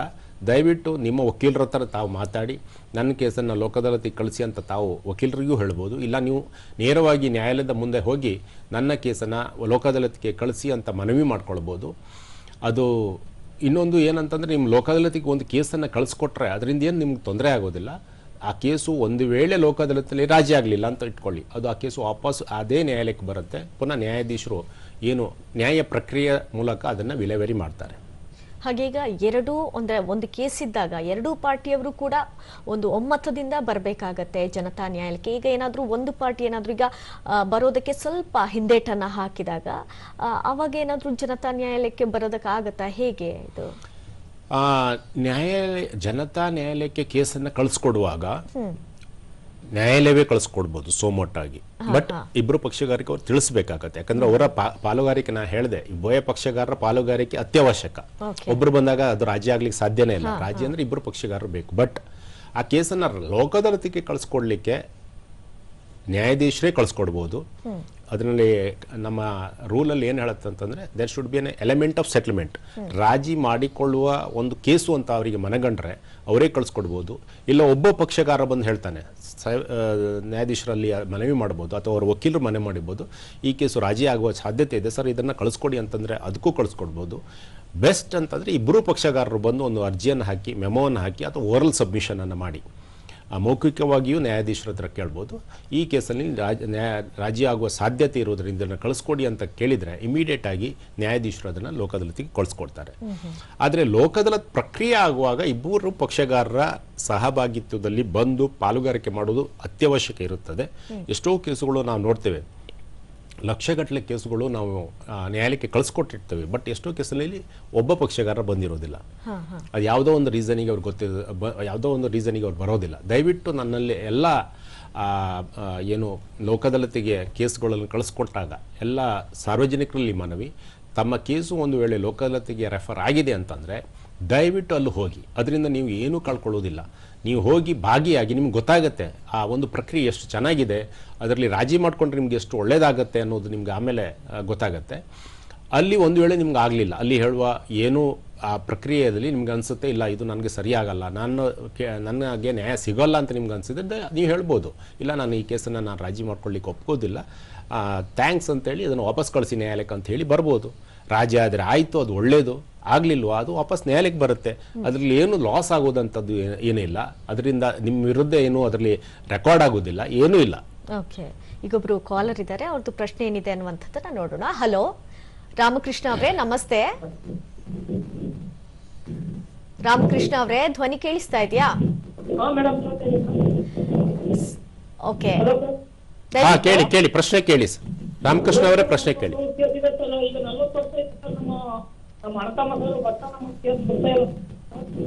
ದಯವಿಟ್ಟು ಟಿವಿ ವಾಲ್ಯೂಮ್ ಅನ್ನ ಮ್ಯೂಟ್ ಮಾಡಿ ನೀವು ಮಾತನಾಡಿ, ಹಾಗೆ ನೆಟ್ವರ್ಕ್ ಇರೋ ಕಡೆ ಬಂದು ಮಾತನಾಡಿ. ಸ್ಪಷ್ಟವಾಗಿ ನಿಮ್ಮ ಪ್ರಶ್ನೆ ಏನಿದೆ ಅಂತ ಕೇಳಬಹುದು. Hello sir. ಹಾ ಹೇಳಿ ಸರ್, ಪ್ಲೀಸ್. ಸರ್ ನಮ್ದು ಈಗ 40 ವರ್ಷ ಆಯ್ತು ಸರ್. ನಮ್ದು ಗುಲ್ಬರ್ಗ ಡಿಸ್ಟ್ರಿಕ್ಟ್ ಸರ್. ಹಾ ಹೇಳಿ ಹೇಳಿ ಪ್ರಶ್ನೆ ಹೇಳಿ. ಗುಲ್ಬರ್ಗ ಡಿಸ್ಟ್ರಿಕ್ಟ್ ಸರ್, ನಮ್ದು ಜೇವರಿ ತಾಲೂಕು ಬರ್ತದೆ ಸರ್. ಜೇವರಿ ತಾಲೂಕಲ್ಲಿ ನಮ್ಮ ಹಿರಿಯರ ಆಸ್ತಿ ಸರ್. ನಮ್ಮ ಅಪ್ಪರಿಗೆ 18 ಎಕರೆ 18 ಗುಂಟೆ ಸರ್. ನಮ್ ಚಿಕ್ಕಪ್ಪ 9 ಎಕರೆ 9 ಗುಂಟೆ ಬಿಟ್ಕೊಟ್ಟಿದ್ವಿ ಸರ್. ಆಯ್ತು ಹೇಳಿ ಹೇಳಿ. ಸರ್ ಇನ್ನೊಬ್ಬ ಅಣ್ತಮ್ಮ ಏನ್ ಮಾಡಿದಾರೆ ಸರ್, ನಮ್ಗೆ ಆಸ್ತಿ ಕಮ್ಮಿ ಇದೆ ಅಂತೇಳಿ ನಮ್ಮ ಮೇಲೆ ಕೇಸ್ ಹಾಕಿದಾನೆ ಸರ್. ಅದು ನಾವು ಕೂಡಿವಿ ಬ್ಯಾರೆ ಇಲ್ಲ ಸರ್. ಅವ್ರದ್ದು 18 ಎಕರೆ 18 ಗುಂಟೆ ಆಸ್ತಿ ಇದೆ ಸರ್. ಈಗ ಕೇಸ್ ಪೆಂಡಿಂಗ್ ಇದೆಯಾ, ಕೋರ್ಟ್ ನಲ್ಲಿ ಪೆಂಡಿಂಗ್ ಇದೆಯಾ? ಹಾ ಸರ್, ಈ ಜೈಲ್ ಕೋರ್ಟ್ ಅಲ್ಲಿ ಸರ್ ಕೂಡಿದ್ವಿ ಬ್ಯಾರೆ ಇಲ್ಲ ಆರ್ಡರ್ ಮಾಡ್ಕೊಂಡ್ರ ಸರ್. ಅಲ್ಲ ಕೇಸ್ ನಮ್ಮ ಅಪ್ಪ ಅವ್ರು ಬ್ಯಾರೆ ಈಗ 40 ವರ್ಷ ಆಯ್ತು ಸರ್. 40 ವರ್ಷ ಆದ್ಮೇಲೆ ರಾಮಕೃಷ್ಣ ಅವರೇ ಕೇಸು ಪೆಂಡಿಂಗ್ ಇದೆಯಾ ಕೋರ್ಟ್ ನಲ್ಲಿ? ಹಾ ಸರ್ ಇದೆ ಸರ್. ದಯವಿಟ್ಟು ನೋಡಿ ಒಂದ್ ನಿಮಿಷ ರಾಮಕೃಷ್ಣ ಅವರೇ, ದಯವಿಟ್ಟು ನಿಮ್ಮ ವಕೀಲರಿಗೆ ಹೇಳಿ, ಇಲ್ಲ ನೀವು ಕೋರ್ಟಿಗೆ ಹೋಗಿ ನ್ಯಾಯಾಧೀಶರಲ್ಲಿ ಜೇವರ್ಗಿ ಕೋರ್ಟಿಗೆ ಹೋಗಿ ಅಲ್ಲಿ ನ್ಯಾಯಾಧೀಶರಲ್ಲಿ ನೀವು ಮನವಿ ಮಾಡ್ಕೊಳ್ಳಿ, ನನ್ನ ಕೇಸನ್ನು ರಾಜಿ ಮಾಡ್ಕೊಳ್ಳಿಕ್ಕೆ ನಾನು ಬಯಸ್ತೇನೆ, ನನ್ನ ಅಣ್ಣ ತಮ್ಮಂದಿರು ಯಾರಿದ್ದಾರೆ ಪಾಲು ವ್ಯಾಜ್ಯದಲ್ಲಿ ಅವರನ್ನು ಸಹ ಅಲ್ಲಿಗೆ ಕರೆಸಿ ಅಂತ ಹೇಳಿದರೆ ನ್ಯಾಯಾಧೀಶರು ಆರ್ಡರ್ ಮಾಡ್ತಾರೆ, ಆ ಕೇಸನ್ನು ಲೋಕದಾಲತಿಗೆ ಕಳಿಸ್ಕೊಡ್ತಾರೆ. ಆ ಎದುರು ಪಕ್ಷಗಾರರು ನಿಮ್ಮ ಏನು ಸಹೋದರರು ಸಹ ಇದ್ದಾರೆ, ಅವರಿಗೂ ಅವರ ವಕೀಲರಿಗೂ ನ್ಯಾಯಾಧೀಶರು ಹೇಳಿ ಆ ಕೇಸನ್ನು ಅಲ್ಲಿ ಕಳಿಸ್ಕೊಡ್ಲಿಕ್ಕೆ ವ್ಯವಸ್ಥೆ ಮಾಡ್ತಾರೆ. ಧನ್ಯವಾದಗಳು ಕರೆ ಮಾಡಿದ್ದಕ್ಕಾಗಿ. ಹಾಗೆ ನಾವು ಅವಾಗಲೇ ಮಾತನಾಡ್ತಾ ಇದ್ವಿ, ಈಗ ಸಾರ್ವಜನಿಕರ ಯಾವುದಾದ್ರೂ ಈಗ ಏನೋ ಸಮಸ್ಯೆಗಳಿರುತ್ತೆ, ಯಾವುದಾದ್ರೂ ಈಗ ಪ್ರಕರಣಗಳಿರುತ್ತೆ, ಆ ಸಂದರ್ಭದಲ್ಲಿ ಅವರು ಯಾವ ರೀತಿಯಾಗಿ ಈಗ ಒಂದು ಇತ್ಯರ್ಥ ಮಾಡ್ಕೋಬೇಕು ಅಂದಾಗ ಯಾವ ರೀತಿಯಾಗಿ ಬರಬೇಕಾಗತ್ತೆ ಅಂತ ಹೇಳಿದ್ರೆ, ಒಂದು ವಕೀಲರ ಮುಖಾಂತರವೇ ಬರಬೇಕಾಗತ್ತಾ ಅಥವಾ ನೇರವಾಗಿ ಏನಾದರೂ ಬರ್ಬೋದಾ, ಹೇಗೆ? ಅದೇ ಲೋಕದಾಲತ್ ಅಂದರೆ ಇದು ಬಹಳ ಒಂದು ವಿಸ್ತೃತವಾದಂಥ ಒಂದು ಪ್ಲ್ಯಾಟ್ಫಾರ್ಮ್. ಇಲ್ಲಿ ಅದಕ್ಕೆ ಯಾರಿಗೂ ಅದರೊಂದು ರಿಸ್ಟ್ರಿಕ್ಷನ್ ಇವರೇ ಬರ್ಬೇಕಂತಿಲ್ಲ. ನಮ್ಮ ಉದ್ದೇಶ ಇಷ್ಟೇ, ಯಾವುದೇ ಕೇಸ್ ಇರ್ಬೋದು, ಪೆಂಡಿಂಗ್ ಇರ್ಬೋದು ಅಥವಾ ವ್ಯಾಜ್ಯಪೂರ್ವ ಪ್ರಕರಣಗಳು ಇರ್ಬೋದು, ಅದು ರಾಜಿ ಆಗಬೇಕು. ವ್ಯಾಜ್ಯಪೂರ್ವ ಪ್ರಕರಣಗಳು ಅಷ್ಟು ನಾನು ಹೇಳಿದೆ ನಿಮಗೆ, 1,08,00,000 ಕೇಸು ಅಂತಂದರೆ ಅದು ನಾಳೆ ಕೋರ್ಟ್ ಮೇಲೆ ಬರ್ಡನ್ ಆಗುವಂಥ ಕೇಸುಗಳು, ಕೋರ್ಟಿಗೆ ಬರುವಂಥ ಕೇಸುಗಳು, ಅದನ್ನಲ್ಲೇ ನಾವು ಸ್ಟಾಪ್ ಮಾಡ್ತೀವಿ. ಅಟ್ ದ ಇನ್ಸೆಪ್ಷನ್ ಆ ಕೇಸುಗಳು ಕೋರ್ಟಿಗೆ ಬರೆದಿದ್ದ ಹಾಗೆ ಅದು ವ್ಯವಸ್ಥೆ.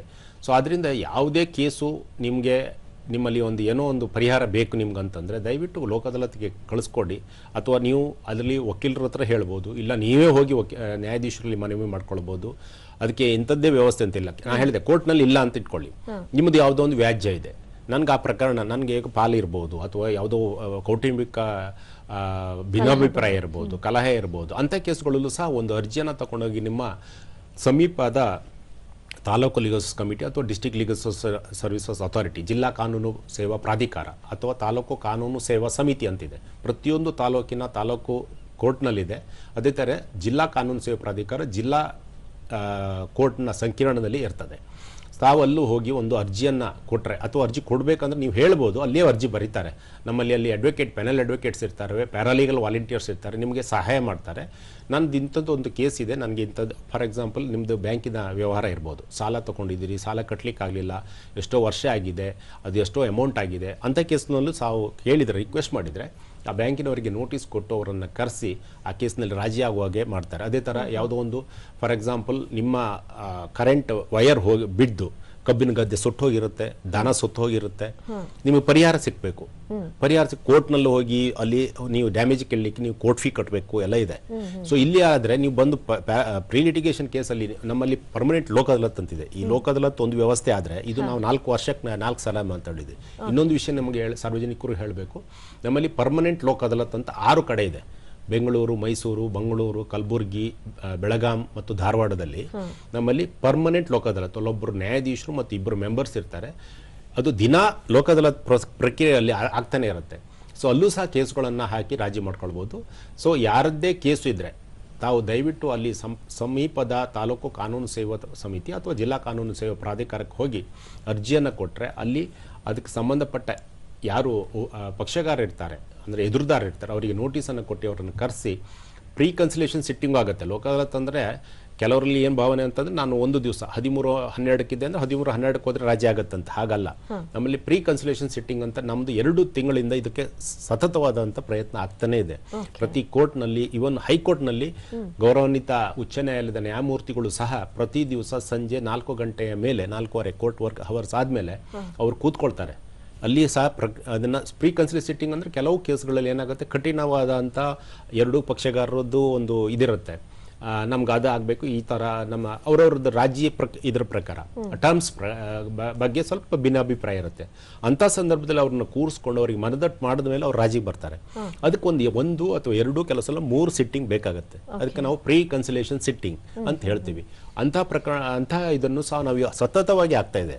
ನಾವು ಎಷ್ಟೋ ಮೀಟಿಂಗ್ ಪ್ರತಿಯೊಬ್ಬ ಈಗ 30 ಜಿಲ್ಲೆಯಲ್ಲಿ 30 ನ್ಯಾಯಮೂರ್ತಿಗಳು ಆಡಳಿತಾತ್ಮಕ ನ್ಯಾಯಮೂರ್ತಿಗಳಿರ್ತಾರೆ, ಅಂದರೆ ಅಡ್ಮಿನಿಸ್ಟ್ರೇಟಿವ್ ಜಡ್ಜಸ್ ಅಂತ ಹೇಳ್ತೀವಿ ನಾವು.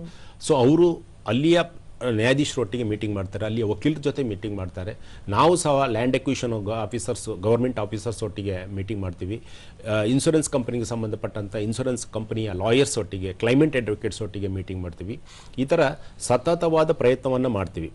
ಪ್ರಾಬ್ಲಮ್ ಏನಂತಂದರೆ ತುಂಬ ಜನರಿಗೆ ಇದರ ಬಗ್ಗೆ ಮಾಹಿತಿ ಇಲ್ಲ. ಸೊ ಇಂತಹ ಒಂದು ಮಾಧ್ಯಮದ ಮೂಲಕ ನಾನು ಸಾರ್ವಜನಿಕರಲ್ಲಿ ಮನವಿ ಮಾಡ್ಕೊಳ್ಳೋದು, ಇದು ನಿಮಗೂ ಮಾತ್ರ ಅಲ್ಲ ಬೇರೆಯವರಿಗೂ ತಿಳಿಸಿ. ನಿಮ್ಮ ಮನೆ ಕೇಸ್ ಇರಬೇಕಂತಿಲ್ಲ, ನಿಮ್ಮ ಪಕ್ಕದ ಮನೆಯವರು ನಿಮ್ಮ ಸಂಬಂಧಿಕರು ಇರ್ಬೋದು, ನಿಮ್ಮ ಸ್ನೇಹಿತರು ಇರ್ಬೋದು, ಎಲ್ಲರಿಗೂ ಇದರ ಬಗ್ಗೆ ಮಾಹಿತಿ ಕೊಡಿ. Lok Adalat is one of the best methods of settling the cases. So ದಯವಿಟ್ಟು ಜಾಸ್ತಿ ಇದರಲ್ಲಿ ಸೆಟಲ್ ಮಾಡ್ಕೊಳ್ಳಿ. ಓಕೆ ಸರ್, ಹಾಗೆ ಈಗ ಒಂದು ಕರೆ ಸಿದ್ಧವಾಗಿದೆ, ಅವ್ರದ್ದು ಪ್ರಶ್ನೆ ಏನಿದೆ ಅನ್ನುವಂಥದ್ದನ್ನ ನೋಡೋಣ. ಅನಿತಾ ಅನ್ನೋರು ಕರೆ ಮಾಡಿದ್ದಾರೆ. ನಮಸ್ತೆ ಅಮ್ಮ. ಅನಿತಾ ಅವರೇ ನಮಸ್ತೆ. ಧ್ವನಿ ಕೇಳಿಸ್ತಾ ಇದೆಯಾ ಅನಿತಾ ಅವರೇ? ಹಲೋ, ಧ್ವನಿ ಕೇಳಿಸ್ತಾ ಇದೆಯಾ ಅನಿತಾ ಅವರೇ?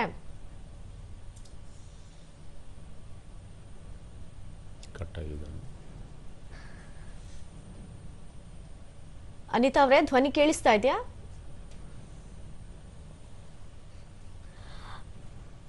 ಹಾಗೆ ಅನಿತಾ ಅವ್ರದ್ದು ಒಂದು ಪ್ರಶ್ನೆ ಏನಂತ ಹೇಳಿದ್ರೆ, ಈಗ ಕೇಸ್ ನಡೀತಾ ಇರುತ್ತೆ, ಆ ಸಂದರ್ಭದಲ್ಲಿ ಮೀಡಿಯೇಷನ್ಗೆ ಅವರು ಬರ್ತಾ ಇಲ್ಲ ಅನ್ನುವಂಥದ್ದು, ಅವಾಗ ಏನ್ ಮಾಡ್ಬೋದು? ಇದು ನಾವು ಲೋಕ ಅದಾಲತ್ನಲ್ಲಿ ಫೋರ್ಸ್ ಮಾಡ್ಲಿಕ್ಕಾಗಲ್ಲ. ಲೋಕ ಅದಾಲತ್ ಇದು ಒಂದು ವೈಶಿಷ್ಟ್ಯ ಏನಂತಂದ್ರೆ, ನೀವು ಪಕ್ಷಗಾರರೇ ಬರಬೇಕು, ಉಭಯ ಪಕ್ಷಗಾರರು ಬರಬೇಕು. ಅದಕ್ಕೆ ನಾನು ಈಗ ಕೆಲವು ಸಲ ಏನಾಗುತ್ತೆ ಅಂತಂದ್ರೆ, ನಾನು ನಿಮ್ಗೆ ಹೇಳಿದೆ, ನಾವು ಒಂದರಲ್ಲಿ 3.5 4 ಲಕ್ಷ ಕೇಸ್ ಲೋಕ ಅದಾಲತಿಗೆ ರೆಫರ್ ಆಗಿರುತ್ತೆ. ಬಟ್ ಬರುವ ಸಂಖ್ಯೆಗಳು ಉಭಯ ಪಕ್ಷ ಬರುವ ಸಂಖ್ಯೆಗಳು ತುಂಬಾ ಕಡಿಮೆ ಇದೆ. ನಾವು ರೆಫರ್ ಮಾಡಿರ್ತೀವಿ, ಯಾವುದೋ ಒಂದು ರೀಸನಿಗೆ ಅವ್ರು ಯಾರೋ ಹೇಳಿರ್ತಾರೆ, ಇಲ್ಲ ನಿಮ್ಗೆ ಅಲ್ಲಿ ಹೋದ್ರೆ ಕೇಸು ಇದಾಗಲ್ಲ, ಕೋರ್ಟ್ನಲ್ಲೇ ಮಾಡ್ಕೊಳ್ಳಿ, ಯಾಕೆ ಲೋಕ ಅದಾಲತಿ ಇದೆಲ್ಲ ಅವರಿಗೆ ಬೇರೆಯವರ ಮೂಲದಿಂದ ಬೇರೆಯವರ ಹೇಳಿದ್ರೆ ಕೇಳ್ಕೊಂಡು ಕೆಲವ್ರು ಬರಲ್ಲ. ಅದಕ್ಕೋಸ್ಕರ ನಾನು ಪುನಃ ತಾನು ಸಾರ್ವಜನಿಕರಲ್ಲಿ ಮನವಿ ಮಾಡೋದು, ದಯವಿಟ್ಟು ಒಂದು ಅಟೆಂಪ್ಟ್ ಮಾಡಿ. ಇದರಿಂದ ನಿಮ್ಗೆ ಏನೂ ಲಾಸ್ ಆಗಲ್ಲ. ನೀವು ಏನು ಲೋಕ ಅದಾಲತಿಗೆ ಹೋಗಿ ಅಲ್ಲಿ ಅಲ್ಲೊಂದು ಹೋಗಿ ನಿಮ್ಮದು ಏನು ಕೇಸು, ನನಗೆ ಏನು ಬೇಕು, ಏನು ಮಾಡಿದ್ರೆ ಆಗಲ್ಲ, ನಿಮ್ಮ ಏನು ಕೇಸ್ ಇದೆ ಅದನ್ನು ಅಲ್ಲಿ ಹೇಳಿಬಿಟ್ರೆ ಏನು ತಪ್ಪಿಲ್ಲ. ಅಲ್ಲಿ ಯಾರು ನಿಮಗೆ ಅದನ್ನೇನು ರೆಕಾರ್ಡ್ ಮಾಡಿಕೊಂಡು ನಿಮ್ಮ ವಿರುದ್ಧ ಅದು ಹೋಗಲ್ಲ. ಏನೇ ನೀವು ಹೋಗಿ ಅಲ್ಲಿ ಒಂದು ಭಾಗವಹಿಸಿದ್ರೆ ನಿಮ್ಗೆ ಆವಾಗ ಅರ್ಥ ಆಗುತ್ತೆ. ರಾಜಿ ಮಾಡಿಕೊಳ್ಳುವ ಪ್ರಕ್ರಿಯೆ ನಿಮ್ಗೆ ಓಕೆ ಅಂತ ಅನಿಸಿದ್ರೆ ಅಲ್ಲಿ ಇರತಕ್ಕಂಥ ಕೆಲವು ಸಲ ಎಷ್ಟೋ, ಫಾರ್ ಎಕ್ಸಾಂಪಲ್ ನಿಮ್ಗೊಂದು ಎಲ್ರಿಗೂ ಮಾಹಿತಿ ಹೇಳ್ತಾ ಇರೋದು, ಈಗ ಒಂದು ಪಾಲು ವ್ಯಾಜ್ಯ ಇದೆ, 4 ಜನ ಅಣ್ಣ ತಮ್ಮ ಅಥವಾ ಅಕ್ಕ ತಂಗಿ ಇದ್ದಾರೆ. ಸೊ 4 ಶೇರ್ ಅವರಿಗೆ ಸಿಗಬೇಕು. ಅದೇ ಕೋರ್ಟ್ನಲ್ಲಿ ಆದರೆ ತೀರ್ಮಾನ ನೋಡಿ 4 ಜನರಿಗೆ ಶೇರ್ ಮಾಡಿ ಕಳಿಸ್ಕೊಡ್ತಾರೆ. ಲೋಕ ಅದಾಲತ್ನಲ್ಲಿ ಬಂದು ನೀವು ಕೂತ್ಕೊಳ್ತೀರಿ, ಅಲ್ಲಿ ಮಾತುಕತೆ ಆಗುತ್ತೆ. ನಾವು ಕಣ್ಣಾರೆ ಕಂಡಿದ್ದು ಮಾತುಕತೆ ಆಗೋ ಕೆಲವು ಸಲ ಅವ್ರು ಕಣ್ಣೀರು ಬರುತ್ತೆ ಅವರಿಗೆ. ಒಬ್ಬ ಹಿರಿಯ ಅಣ್ಣ ಆ ಮನೆಯಲ್ಲಿ ಎಲ್ಲ ಕಷ್ಟ ಇದು ಮಾಡಿಕೊಂಡು ಸಹಿಸ್ಕೊಂಡು ಮಕ್ಕಳಿಗೆ ತಂಗಿ ತಮ್ಮದಿಗಳಿಗೆ ಓದಿಸಿ, ನಾಳೆ ಅವ ಅಲ್ಲಿ ಮನೇಲಿ ಇರ್ತಾನೆ, ಅವನ ಹತ್ರ ಏನು ಇರೋದಿಲ್ಲ. ತಮ್ಮ ತಂಗಿಗಳು ದೊಡ್ಡ ಹುದ್ದೆಯಲ್ಲಿರ್ತಾರೆ, ಶ್ರೀಮಂತರಾಗಿರ್ತಾರೆ, ಅವ್ರಿಗೆ ಏನು ಹಣಕಾಸಿನ ಅಥವಾ ಬೇರೆ ಯಾವುದೇ ಖರ್ಚು ಅದಕ್ಕೆ ವ್ಯವಸ್ಥೆ ಇರುತ್ತೆ. ಅಂಥ ಸಂದರ್ಭದಲ್ಲಿ ಎಷ್ಟೋ ಸಲ ಹೇಳಿದ್ದಿದ್ದೆ, ತಂಗಿ ದಿಕ್ಕಳು ಬಂದು, ಇಲ್ಲ ಬೇಡ, ನನ್ನ ಅಣ್ಣನಿಗೆ ಕೊಟ್ಬಿಡಿ, ಇದು ನನ್ನ ಶೇರ್ ಬೇಡ, ನಾನು ಚೆನ್ನಾಗಿದ್ದೀನಿ, ಅವನನ್ನು ಕಲಿಸಿದ್ದು, ನನಗೆ ಮದುವೆ ಮಾಡಿಸಿದ್ದು ನನ್ನ ಅಣ್ಣ. ಇದು ಇಲ್ಲಿ ಮಾತ್ರ ಮಾತಾಡ್ಲಿಕ್ಕಾಗೋದು ಲೋಕ ಅದಾಲತ್ನಲ್ಲಿ. ಆ ಒಂದು ನಿಮ್ಮ ಒಂದು ಮನಸ್ಸಿನ ಏನು ಇದಿರುತ್ತೆ ಅದನ್ನು ಅಲ್ಲಿ ಹೇಳಲಿಕ್ಕಾಗತ್ತೆ. ಕೋರ್ಟ್ನಲ್ಲಿ ಖಾಲಿ ನಾವು ಸಾಕ್ಷ್ಯ ಎವಿಡೆನ್ಸ್ ಬೇಸ್ ಮೇಲೆ ಇರ್ತವೆ. ಇಲ್ಲಿ ಎಷ್ಟೋ ಜನ ಕೆಲವು ಸಲ ಅಣ್ಣನೇ ಹೇಳ್ಬೋದು, ನನಗೇನು ಪ್ರಾಬ್ಲಮ್ ಇಲ್ಲ, ನನ್ನ ತಂಗಿ ಕಷ್ಟದಲ್ಲಿದ್ದಾಳೆ, ಅವಳ ಮಕ್ಕಳು ಕಷ್ಟದಲ್ಲಿದ್ದಾರೆ, ನಾನು ನನ್ನ ಶೇರನ್ನು ಅವಳಿಗೆ ಬಿಟ್ಕೊಡ್ತೇನೆ. ಈ ಥರದ್ದೆಲ್ಲ ನಾನು ಹೇಳಿದ್ದು. ಅದಕ್ಕೆ ಲೋಕ ಅದಾಲತ್ನಲ್ಲಿ ಎವಿಡೆನ್ಸ್ ಇಂಪಾರ್ಟೆಂಟ್ ಅಲ್ಲ, ಅಲ್ಲಿ ನಾವು ನೋಡ್ತಾ ಇರೋದು ನ್ಯಾಯ ಹೇಗೆ ಮಾಡಬೇಕು. ಆ ನ್ಯಾಯ ಹೇಗಾಗತ್ತೆ ಅಂತಂದ್ರೆ ಅಲ್ಲಿ ಇರುವ ಪಕ್ಷಗಾರರು ಮಾಡ್ಕೊಳ್ಳೋದು. ಅದು ಈ ಏನು ಜಡ್ಜಿ ಇರ್ತಾರೆ ಅಥವಾ ಕನ್ಸಿಲೇಟರ್ ಏನಿರ್ತಾರೆ ಅವ್ರಿಗೆ ಸಹಾಯ ಮಾಡ್ತಾರೆ ಹೇಗೆ ಮಾಡ್ಕೊಳ್ಬೋದು ಅಂತ. ಅಲ್ಲಿ ಒತ್ತಾಯ ಇಲ್ಲ, ನೀವು ಮಾಡಲೇಬೇಕು, ನೀವು ಮಾಡದಿದ್ರೆ ನಿಮ್ಮ ಕೇಸ್ ಡಿಸ್ಮಿಸ್ ಮಾಡ್ತಾರೆ, ಯಾರು ಹೇಳೋದಿಲ್ಲ. ನೀವು ನಿಮಗೆ ಬೇಕಾದಂಥ ನ್ಯಾಯವನ್ನು ಪಡೀಲಿಕ್ಕೆ ಇರುವ ಒಂದು ಒಳ್ಳೆಯ ವ್ಯವಸ್ಥೆ ಅಂದ್ರೆ ಲೋಕ ಅದಾಲತ್. ನೀವೇ ಜಡ್ಜು, ನೀವೇ ತೀರ್ಮಾನ ಮಾಡಬೇಕು, ನನಗೇನು ನ್ಯಾಯ ಬೇಕು ಅಂತ ನೀವು ತೀರ್ಮಾನ ಮಾಡೋದು. ಕೋರ್ಟ್ನಲ್ಲಿ ಆದ್ರೆ ನಿಮ್ಗಿಲ್ಲ, ಅದು ಅವಕಾಶವೇ ಇಲ್ಲ. ಕೋರ್ಟ್ನಲ್ಲಿ ಎವಿಡೆನ್ಸ್ ಬೇಸ್ ಮೇಲೆ ನ್ಯಾಯಾಧೀಶರು ತೀರ್ಮಾನ ಕೊಡ್ತಾರೆ. ಅದಕ್ಕೆ ಒಂದು ಪ್ರೊಸೀಜರ್ ಅಂತ ಇದೆ. ಇಲ್ಲಿ ಹಾಗಿಲ್ಲ. ಅದನ್ನ ಮೀರಿ ನಿಮಗೆ ಬೇಕಾದಂಥ ತೀರ್ಮಾನವನ್ನು ನೀವು ತೆಗೆದುಕೊಳ್ಳಿಕ್ಕಿರುವಂಥ ಒಂದು ವ್ಯವಸ್ಥೆ. ಆದ್ರಿಂದ ದಯವಿಟ್ಟು ಎಲ್ಲರೂ ಈ ಒಂದು ಲೋಕ ಅದಾಲತಿಯಲ್ಲಿ ನಿಮ್ಮ ಕೇಸು ಒಂದು ವೇಳೆ ಹೋಗಿದ್ದಿದ್ರೆ, ರೆಫರ್ ಆಗಿದ್ದಿದ್ರೆ ದಯವಿಟ್ಟು ಹೋಗಿ ಒಂದು ಸಲ ಭಾಗವಹಿಸಿ. ನಿಮಗೆ ಕೇಸಲ್ಲಿ ರಾಜಿ ಮಾಡ್ಕೊಳ್ಳಿಕ್ಕೆ ಮನಸ್ಸಿದ್ರೆ ಆ ದಿವಸ ಮಾಡ್ಕೊಳ್ಳಿ. ಆಗಲಿಲ್ವಾ, ನಿಮಗೆ ಬೇಕಾದಾಗೆ ಪರಿಹಾರ ಆಗಲಿಲ್ಲ ಅಂತಂದ್ರೆ ತಾವು ವಾಪಸ್ ಕೋರ್ಟಿಗೆ ಬನ್ನಿ. Absolutely there is no problem. Okay ಅಂತ ಹೇಳಿದ್ರೆ ಎರಡೂ ಪಾರ್ಟಿಯವರು ಕೂಡ ಬಂದು ಅವರ ಒಂದು ದೃಷ್ಟಿಕೋನ ಕೂಡ ಬದಲಾಗ್ತಾ ಹೋಗುತ್ತೆ. ಓಕೆ, ಹಾಗಿದ್ದಾಗ ಮತ್ತೊಮ್ಮೆ ಈಗ ನಮ್ಮ ಸಾರ್ವಜನಿಕರಿಗೆ ಹೇಳೋದಾದ್ರೆ ಈ ಒಂದು ಲೋಕ್ ಅದಾಲತ್ನ ಒಂದು ಪ್ರಕ್ರಿಯೆ ಯಾವ ರೀತಿ ಆಗಿರುತ್ತೆ, ಸಾರ್ವಜನಿಕರು ಸುಲಭವಾಗಿ ಒಂದು ನ್ಯಾಯವನ್ನ ಪಡ್ಕೊಳ್ಬಹುದಾಗಿದೆ ಈ ಒಂದು ಜನತಾ ನ್ಯಾಯಾಲಯದ ಮೂಲಕ. ಹಾಗಿದ್ರೆ ಆ ಒಂದು ಪ್ರಕ್ರಿಯೆಯನ್ನ ಮತ್ತೊಮ್ಮೆ ನಮ್ಮ ವೀಕ್ಷಕರಿಗೆ ತಿಳಿಸೋದಾದ್ರೆ.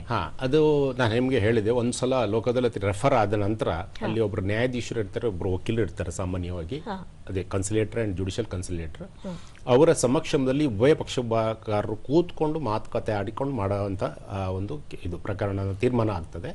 ಅವರು ಇಬ್ಬರು ಪಕ್ಷಗಾರರು ಒಂದು ತೀರ್ಮಾನಕ್ಕೆ ಬಂದಾಗ ಅದನ್ನು ರಿಟರ್ನಲ್ಲಿ ಜಾಯಿಂಟ್ ಮೆಮೊ, ಕಾಂಪ್ರಮೈಸ್ ಮೆಮೊವನ್ನು ರೆಡಿ ಮಾಡ್ತಾರೆ. ಅದನ್ನು ಇಬ್ಬರು ಪಕ್ಷಗಾರರು ಸಹಿ ಮಾಡಬೇಕು, ಅವರ ವಕೀಲರು ಸಹಿ ಮಾಡಬೇಕು, ಮತ್ತು ಯಾರು ಸಂಧಾನಕಾರರು ಇರ್ತಾರೆ, ಜಡ್ಜು ಮತ್ತು ಇನ್ನೊಬ್ಬರು ವಕೀಲರು, ಅವರು ಸಹ ಸಹಿ ಮಾಡ್ತಾರೆ. ಅದನ್ನು ಸಹಿ ಮಾಡಿದ ನಂತರ ಒಂದು ಅವಾರ್ಡ್ ಅಂತ ಪಾಸ್ ಮಾಡ್ತಾರೆ. ಕೋರ್ಟ್ನಲ್ಲಿ ಡಿಕ್ರಿ ಅಂತ ಹೇಳ್ತೀವಿ, ಜಜ್ಮೆಂಟ್ ಆ್ಯಂಡ್ ಡಿಕ್ರಿ. ಇಲ್ಲಿ ಅವಾರ್ಡ್ ಅಂತ ಪಾಸ್ ಮಾಡ್ತೀವಿ. This award is equal to decree. ಇದನ್ನು ಅಮಲ್ಜಾರಿ ಮಾಡ್ಬೋದು. ಒಂದು ವೇಳೆ ರಾಜಿ ಆದ ನಂತರವೂ ಸಹ ಅವರು ಇನ್ನೊಬ್ಬ ಪಕ್ಷಗಾರ ಮಾಡಲಿಲ್ಲ, ಅದನ್ನು ನಡ್ಕೊಳ್ಳಿಲ್ಲ ಆ ರಾಜಿ ಪ್ರಕಾರ, ಆವಾಗ ಅವರು ಕೋರ್ಟಿಗೆ ಹೋಗಿ ಎಕ್ಸಿಕ್ಯೂಷನ್ ಕೇಸ್ ಹಾಕಿಯೂ ತಗೊಳ್ಬೋದು. Absolutely there is no problem. And ಇದರ ವೈಶಿಷ್ಟ್ಯ ಏನು, ಇದರ ಉಪಯೋಗ ಎಷ್ಟು ಇದಿದೆ ಅಂತಂದರೆ, ನೀವು ಒಂದ್ಸಲ ಕೇಸು ರಾಜಿ ಆಯ್ತು ಇವತ್ತು, ಅಲ್ಲಿಗೆ final. Absolutely there is no further. ಇದು ನೀವು ಅದೇ ಕೋರ್ಟ್ನಲ್ಲಿ ಆದರೆ ಏನಾಗುತ್ತೆ, ಇವತ್ತು ಒಂದು ತಾಲೂಕು ಕೋರ್ಟ್ನಲ್ಲಿ ಒಂದು ತೀರ್ಮಾನ ಆಯ್ತು ನಿಮಗೆ, ಅದು ಜಿಲ್ಲಾ ನ್ಯಾಯಾಲಯಕ್ಕೆ ಅಪೀಲ್ ಹಾಕ್ಬೋದು. ಜಿಲ್ಲಾ ನ್ಯಾಯಾಲಯದಲ್ಲಿ ಆಯಿತು, ಹೈಕೋರ್ಟಿಗೆ ಹಾಕ್ಬೋದು, ಆ ನಂತರ ಸುಪ್ರೀಂ ಕೋರ್ಟಿಗೆ ಹಾಕ್ಬೋದು. ಸೊ ಒಂದು ಕೇಸ್ನಲ್ಲಿ ಸುಮಾರು 20-25-30 ವರ್ಷ ನೀವು ಕೋರ್ಟ್ನಲ್ಲೇ ಅಲ್ದಾಡಬೇಕು. ಲೋಕ ಅದಾಲತ್ನಲ್ಲಿ ಆದರೆ ಇವತ್ತು ರಾಜಿ ಆಯಿತು ಅಂತಂದರೆ, ಅಥವಾ 13-12ಕ್ಕೆ ನಿಮ್ಮ ಕೇಸು ರಾಜಿ ಆಯಿತು, ಅಲ್ಲಿಗೆ ಫೈನಲ್ ಆ ಒಂದು ತೀರ್ಮಾನ ಬರುತ್ತೆ, ಅವಾರ್ಡ್ ಪಾಸ್ ಆಗುತ್ತೆ. ನೀವು ನಿಮ್ಮ ಶೇರ್ಗೆ ಒಂದು ವೇಳೆ ಪಾರ್ಟಿಷನ್ ಸೂಟ್ ಆದರೆ ನಿಮಗೆ ಶೇರ್ ಸಿಕ್ತು, ಆ ನಿಮ್ಮ ಏನು 1-4 ಅಂಶ ನಿಮ್ಗೆ ಸಿಕ್ಕಿದ್ರೆ ಆ ಜಾಗವನ್ನು ತಗೊಂಡು ಇಮಿಡಿಯೇಟ್ಲಿ ಇದು ಮಾಡ್ಕೊಳ್ಳೋದ್ರಲ್ಲಿ ಅಪೀಲ್ ಹಾಕ್ಲಿಕ್ಕೆ ಸಾಧ್ಯ ಇಲ್ಲ, ಇಬ್ಬರು ಪಕ್ಷಗಾರರು ಹಾಕ್ಲಿಕ್ಕೆ ಬರೋದಿಲ್ಲ. ಬಟ್ ನಾನು ಹೇಳ್ತಾ ಇರೋದು, ದಯವಿಟ್ಟು ಇದನ್ನು ಕೆಲವು ಸಲ ನಾವು ನೋಡಿದ್ದೀವಿ, ಈ ಲೋಕ ಅದಾಲತ್ನಲ್ಲೂ ಬರುವಾಗ ಪಕ್ಷಗಾರರು ಬರೋದಿಲ್ಲ, ಯಾರೋ ಬರ್ತಾರೆ, ಏನೋ ಮಾತಾಡ್ತಾರೆ. ಅಲ್ಲಿ ಅಂತಹ ಕೇಸುಗಳು ರಾಜಿ ಮಾಡಿಕೊಂಡ್ರೆ ಅದನ್ನು ನ್ಯಾಯಾಲಯದಲ್ಲಿ ಪ್ರಶ್ನೆ ಮಾಡ್ಬೋದು. ಮಿಸ್ರೆಪ್ರೆಸೆಂಟೇಷನ್ ಇರ್ಬೋದು, ಅಥವಾ ಏನೋ ಅಲ್ಲಿ ಬಂದ್ಕೊಂಡು ಕೆಲವರು ಏನು ಮಾಡ್ತಾರೆ, ಅವ್ರ ಪಕ್ಷಗಾರ ಅಲ್ಲ, ಇನ್ನೊಬ್ರು ಬರ್ತಾರೆ ಅವ್ರ ಪರವಾಗಿ, ನಾನೇ ಪಕ್ಷಗಾರ ಅಂತ. ಈ ಥರದ ಕೇಸ್ಗಳಾಗಿದೆ, ಕಡಿಮೆ ಕೇಸು ಆಗ್ತವೆ. ಸೊ ಅದ್ರ ಬಗ್ಗೆನೂ ಜಾಗ್ರತೆ ಮಾಡಬೇಕು. ದಯವಿಟ್ಟು ಅಂಥ ಇದಕ್ಕೆ ಹೋಗಬೇಡಿ. ದಯವಿಟ್ಟು ಕೇಸುಗಳನ್ನು, ನಿಮ್ಮ ಕೇಸುಗಳು ಇದ್ದಾಗ ರಾಜಿ ಮಾಡ್ಕೊಳ್ಳಿಕ್ಕೆ ಅದು ನಿಮಗೆ ನ್ಯಾಯಾಧೀಶರು ಹೇಳಿದಾಗ, ಕೋರ್ಟ್ನ ಮುಂದೆ ಹೋದಾಗ, ಲೋಕ ಅದಾಲತ್ನ ಮುಂದೆ ಹೋದಾಗ ನಿಮಗೊಂದು ಒಳ್ಳೆಯ ಅವಕಾಶ. ಅದು ವಿಲೇವಾರಿ ಆಯಿತು, ಅಲ್ಲಿಗೆ ಫೈನಲ್. ಮತ್ತು ಇವರು ಕಟ್ಟಿದಂಥ 100% ಕೋರ್ಟ್ ಫೀ ಏನಿದೆ, ಈ ಸಿವಿಲ್ ಸೂಟಲ್ಲಿ ಕೋರ್ಟ್ ಫೀ ಕಟ್ಟಬೇಕು, ಆ ಕೋರ್ಟ್ ಫೀಗಳು ವಾಪಸ್ ಬರ್ತವೆ. 100% ಕೋರ್ಟ್ ಫೀಯನ್ನು ವಾಪಸ್ ಕೊಡ್ತಾರೆ. ಆಮೇಲೆ ಇದು win situation for both the parties. ಇಬ್ಬರು ನಿಮಗೆ ಬೇಕಾದಂಥ ತೀರ್ಮಾನ ನೀವೇ ಮಾಡ್ಕೊಂಡಿರೋದ್ರಿಂದ, ನಾವು ಹೈಕೋರ್ಟ್ನಲ್ಲಿ ಸಹ ಒಂದು ಲಾಸ್ಟ್ ಟೈಮ್ ಒಂದು ಪ್ರಕರಣದಲ್ಲಿ, ಅದು ಕೆಳಕೋರ್ಟ್ನಲ್ಲಿ ಎಲ್ಲ ಎಷ್ಟೋ ವರ್ಷ ಕೇಸುಗಳು ನಡೆದು ಸುಮಾರು 10-15 ವರ್ಷ ಅಣ್ಣ ತಮ್ಮಂದಿರ ನಡುವೆ, ಈಗ ಒಬ್ರು ಪ್ರಶ್ನೆ ಕೇಳಿದರು, ಅದೇ ಥರ ಅದು ನಡೆದು ಇಲ್ಲಿಗೆ ಬಂದಿತ್ತು ಹೈಕೋರ್ಟ್ನಲ್ಲಿ. ಇಲ್ಲೇ ಕೂತು ಅಲ್ಲಿ ಗೌರವಾನ್ವಿತ ನ್ಯಾಯಮೂರ್ತಿಗಳ ಎದುರು ಸಮಕ್ಷಮದಲ್ಲಿ ಕೂತು ಮಾತಾಡಿ ಎಲ್ಲ ಹೇಳಿದ ಮೇಲೆ ಅವರು ಒಟ್ಟಾಗ್ತಾರೆ. ಹೊರಗೆ ಬಂದಾಗ ಇಬ್ಬರು ಅಣ್ಣ ತಮ್ಮ ಒಪ್ಪಿಕೊಂಡು ಅಳ್ತಾರೆ. ಅವರು ನಮ್ಮ ಇಷ್ಟು ದಿವಸ ಅವ್ರ ಮಗನ ಮದುವೆಗೆ ಇವ್ರು ಹೋಗಿರಲಿಲ್ಲ, ತಮ್ಮ ಹೋಗಿರಲಿಲ್ಲ, ಅಷ್ಟು ವೈಷಮ್ಯದಲ್ಲಿ ಇದ್ರು ಅವರು. ನಾನು ಅಣ್ಣನ ಮಗನ ಮದುವೆಗೆ ನಾನು ಹೋಗಲ್ಲ ಅಂತೇಳಿ ಅದನ್ನ ಹೇಳ್ಕೊಂಡು ನಾವು ಆಳ್ತಾ ಇದ್ದ. ನಾನು ಎಷ್ಟು ತಪ್ಪು ಮಾಡಿಬಿಟ್ಟೆ, ಈ ಕೇಸನ್ನು ನಾನು ಮೊದಲೇ ರಾಜಿ ಮಾಡ್ಕೊಳ್ಬೇಕಿತ್ತು, ನಾನು ಬರೀ ನನ್ನ ಒಂದು ಈಗೋದಲ್ಲಿ ನನ್ನ ಅಣ್ಣನಿಗೆ ಯಾಕೆ ನನಗೆ ಇದು ಮಾಡಬೇಕು ಅಂತ ಹೇಳ್ಕೊಂಡು ನಾನು ಇಷ್ಟು ಮಾಡಿದ್ರಿಂದ ಇಷ್ಟು ವರ್ಷ ನಮ್ಮ ಸಂಬಂಧ, ನಾವು ಒಬ್ಬರ ಮನೆಗೆ ಒಬ್ರು ಹೋಗದೇ ಇರುವ, ಮುಖ ನೋಡದೇ ಇರುವ ಪರಿಸ್ಥಿತಿ ಇತ್ತು. ಇವತ್ತಿನ ನಮ್ಮ ಎಲ್ಲ ವೈಷಮ್ಯನ ಬಿಟ್ಕೊಂಡು ಹೋಗ್ತೀವಿ ಅಂತ ಹೇಳಿ ನಾವು ಅದನ್ನು ರೆಕಾರ್ಡ್ ಸಹ ಮಾಡಿದ್ವಿ ಅವಾಗ. ಸೊ ಅಂಥ ಇರೋದ್ರಿಂದ ದಯವಿಟ್ಟು ಒಂದು ಅವಕಾಶವನ್ನು ಇದನ್ನು ಸದುಪಯೋಗ ಪಡಿಸ್ಕೊಳ್ಳಿ ಅಂತ ನಾನು ಎಲ್ಲರ ಹತ್ರ ಕೇಳ್ಕೊಳ್ತಾ ಇದ್ದೇನೆ. ಓಕೆ, ಹಾಗೆ ಇತ್ತೀಚಿನ ದಿನಗಳಲ್ಲಿ ಹೆಚ್ಚಾಗಿ ಕಂಡು ಬರುವಂತಹ ಪ್ರಕರಣಗಳು ಅಂತ ಹೇಳಿದ್ರೆ ಯಾವುದೆಲ್ಲ ಇರುತ್ತೆ ಸರ್?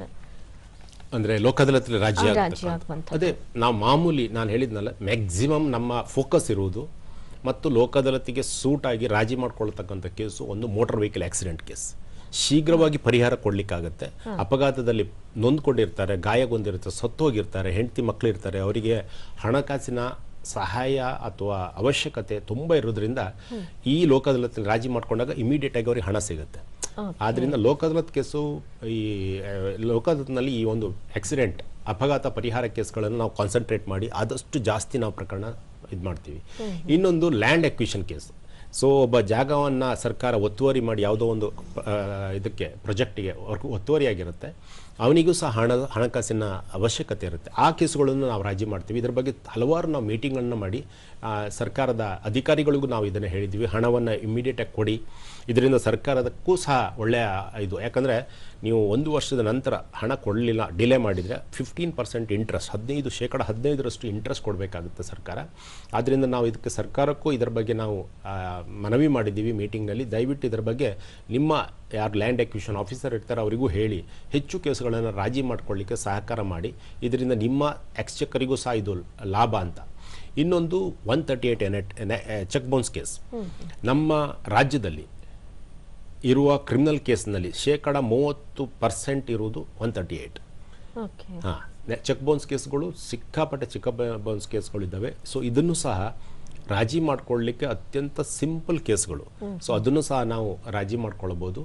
ಇನ್ನು ನಾನು ಹೇಳಿದೆ ಕೌಟುಂಬಿಕ ಕಲಹ ಅಥವಾ ಕೌಟುಂಬಿಕ ಭಿನ್ನಾಭಿಪ್ರಾಯ ಇರ್ತಕ್ಕಂಥ ಕೇಸ್ಗಳಿದ್ದಾವೆ, ಅದು ಸಹ ಅತ್ಯಂತ ಸೂಕ್ತ. ಫ್ಯಾಮಿಲಿ ಕೋರ್ಟ್ಸ್ಗಳಲ್ಲಿ ತುಂಬ ಕೇಸ್ಗಳಿದ್ದಾವೆ, ನಾವು ಮೀಟಿಂಗನ್ನು ಮಾಡಿದ್ದೀವಿ. ಅವರು ಸಹ ಅದನ್ನು ರಾಜಿ ಮಾಡ್ಕೊಳ್ಳಿಕ್ಕೆ ಪ್ರಯತ್ನ ಪಡ್ತಾರೆ. ಪ್ರತಿಯೊಂದು ಲೋಕ ಅದಾಲತ್ನಲ್ಲಿ ನಾವು ಸುಮಾರು 300ಕ್ಕೂ ಹೆಚ್ಚು ಜೋಡಿಗಳನ್ನು ನಾವು ಒಟ್ಟು ಮಾಡ್ತಿದ್ದೀವಿ. ಸೊ ಅದರಿಂದ ನಾನು ಹೇಳೋದು ಒಂದು ಸಂಸಾರ ಉಳಿಯಿತು. ಮುಖ್ಯವಾಗಿ ಆ ಮಗುವಿಗೆ ಅದು ತುಂಬ ಮಕ್ಕಳೇನಿರ್ತಾರೆ, they are the worst sufferers. ನಾವು ಅದನ್ನು ನೋಡ್ತಾನೆ ಇಲ್ಲ.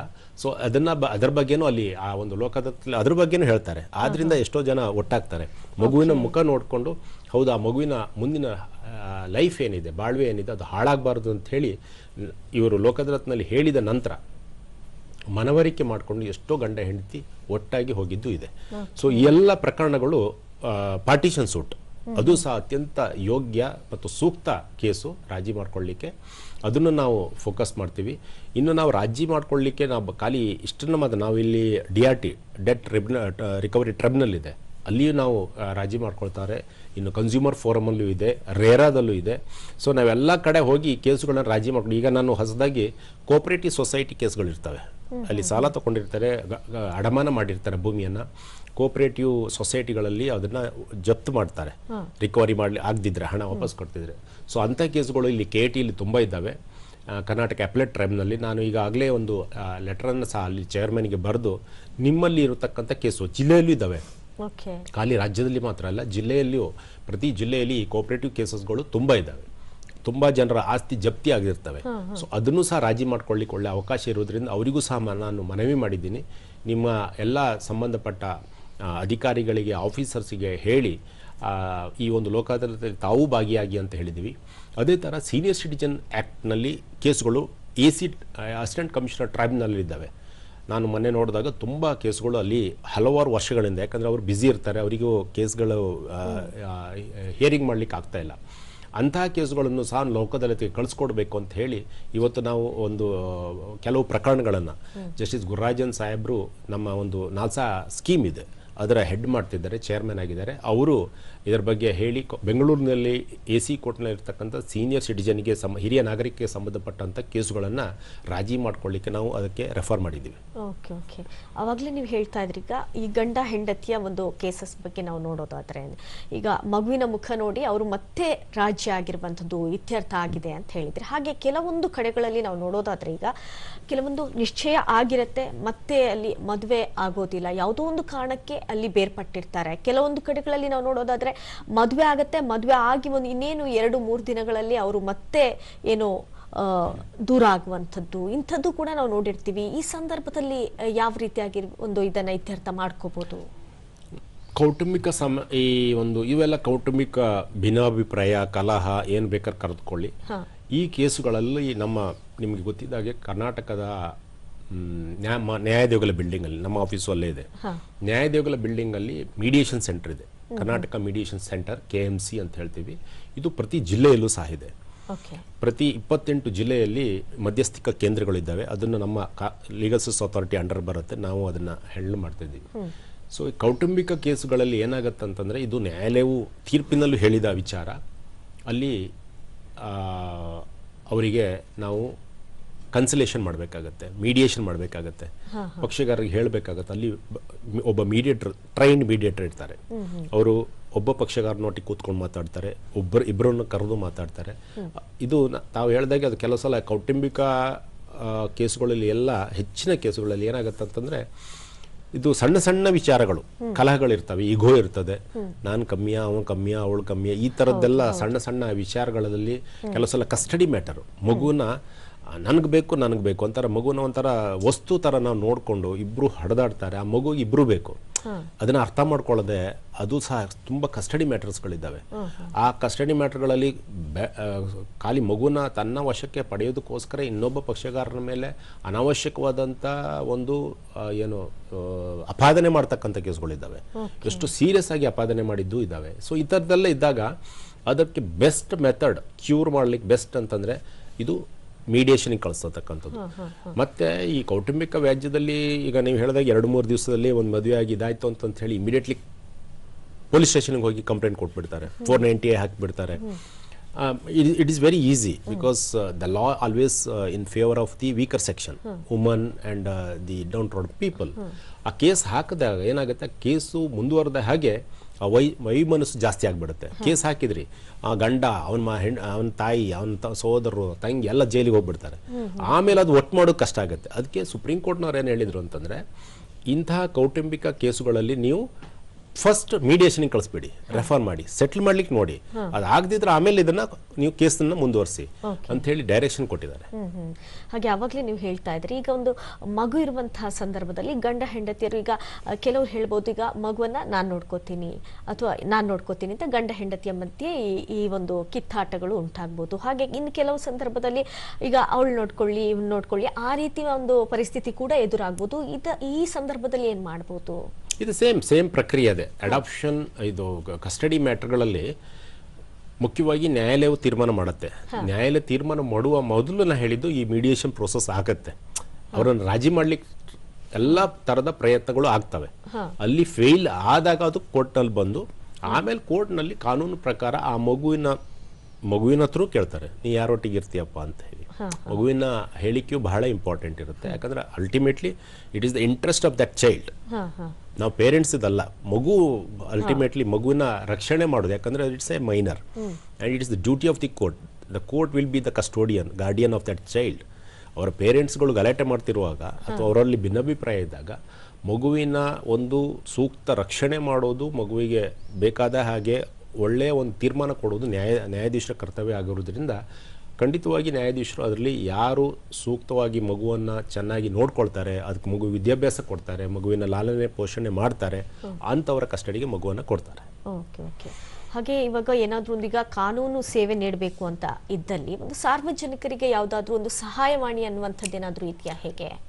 ಇದು ಬಹಳ ಇಂಪಾರ್ಟೆಂಟು. ತಮಗೆಲ್ಲರಿಗೂ ಮಾಹಿತಿ ಮೊದಲು ನಾವು ಪ್ರತಿಯೊಂದು ಜಿಲ್ಲೆಯಲ್ಲಿ ರಾಜ್ಯದಲ್ಲಿ ಯಾರ ಹತ್ರ ಹೋಗಬೇಕು, ಎಲ್ಲಿ ಕೊಡಬೇಕು, ಸಂಪರ್ಕ ಮಾಡಬೇಕು ಅಂತಿತ್ತು.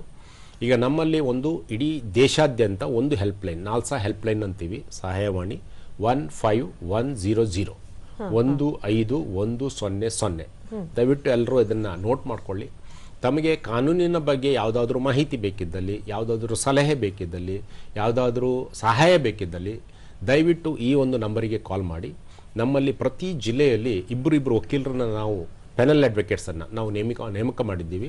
ಅವರು ಅಲ್ಲಿ ಆ ಕಾಲ್ಗಳನ್ನು ರಿಸೀವ್ ಮಾಡ್ತಾರೆ, ನಿಮಗೆ ಮಾಹಿತಿಯನ್ನು ಕೊಡ್ತಾರೆ. ಒಂದು ವೇಳೆ ಅವರಿಗೆ ನಿಮ್ಗೆ ಏನಾದರೂ ಕಾನೂನಿನ ಬಗ್ಗೆ ಏನಾದರೂ ಸಹಾಯ ಬೇಕಿದ್ರೆ ಅಥವಾ ವಕೀಲರು ಇಟ್ಕೊಳ್ಬೇಕಾಗಿದ್ರೆ, ಲೀಗಲ್ ಏಡ್ ಕೊಡಬೇಕಾದ್ರೆ ಅವರು ನಿಮ್ಮನ್ನು ಆ ಜಿಲ್ಲಾ ಕಾನೂನು ಸೇವೆ ಪ್ರಾಧಿಕಾರಕ್ಕೆ ಅಥವಾ ಹೈಕೋರ್ಟ್ ಲೀಗಲ್ ಕಮಿಟಿಗೆ ನಿಮಗೆ ರೆಫರ್ ಮಾಡ್ತಾರೆ.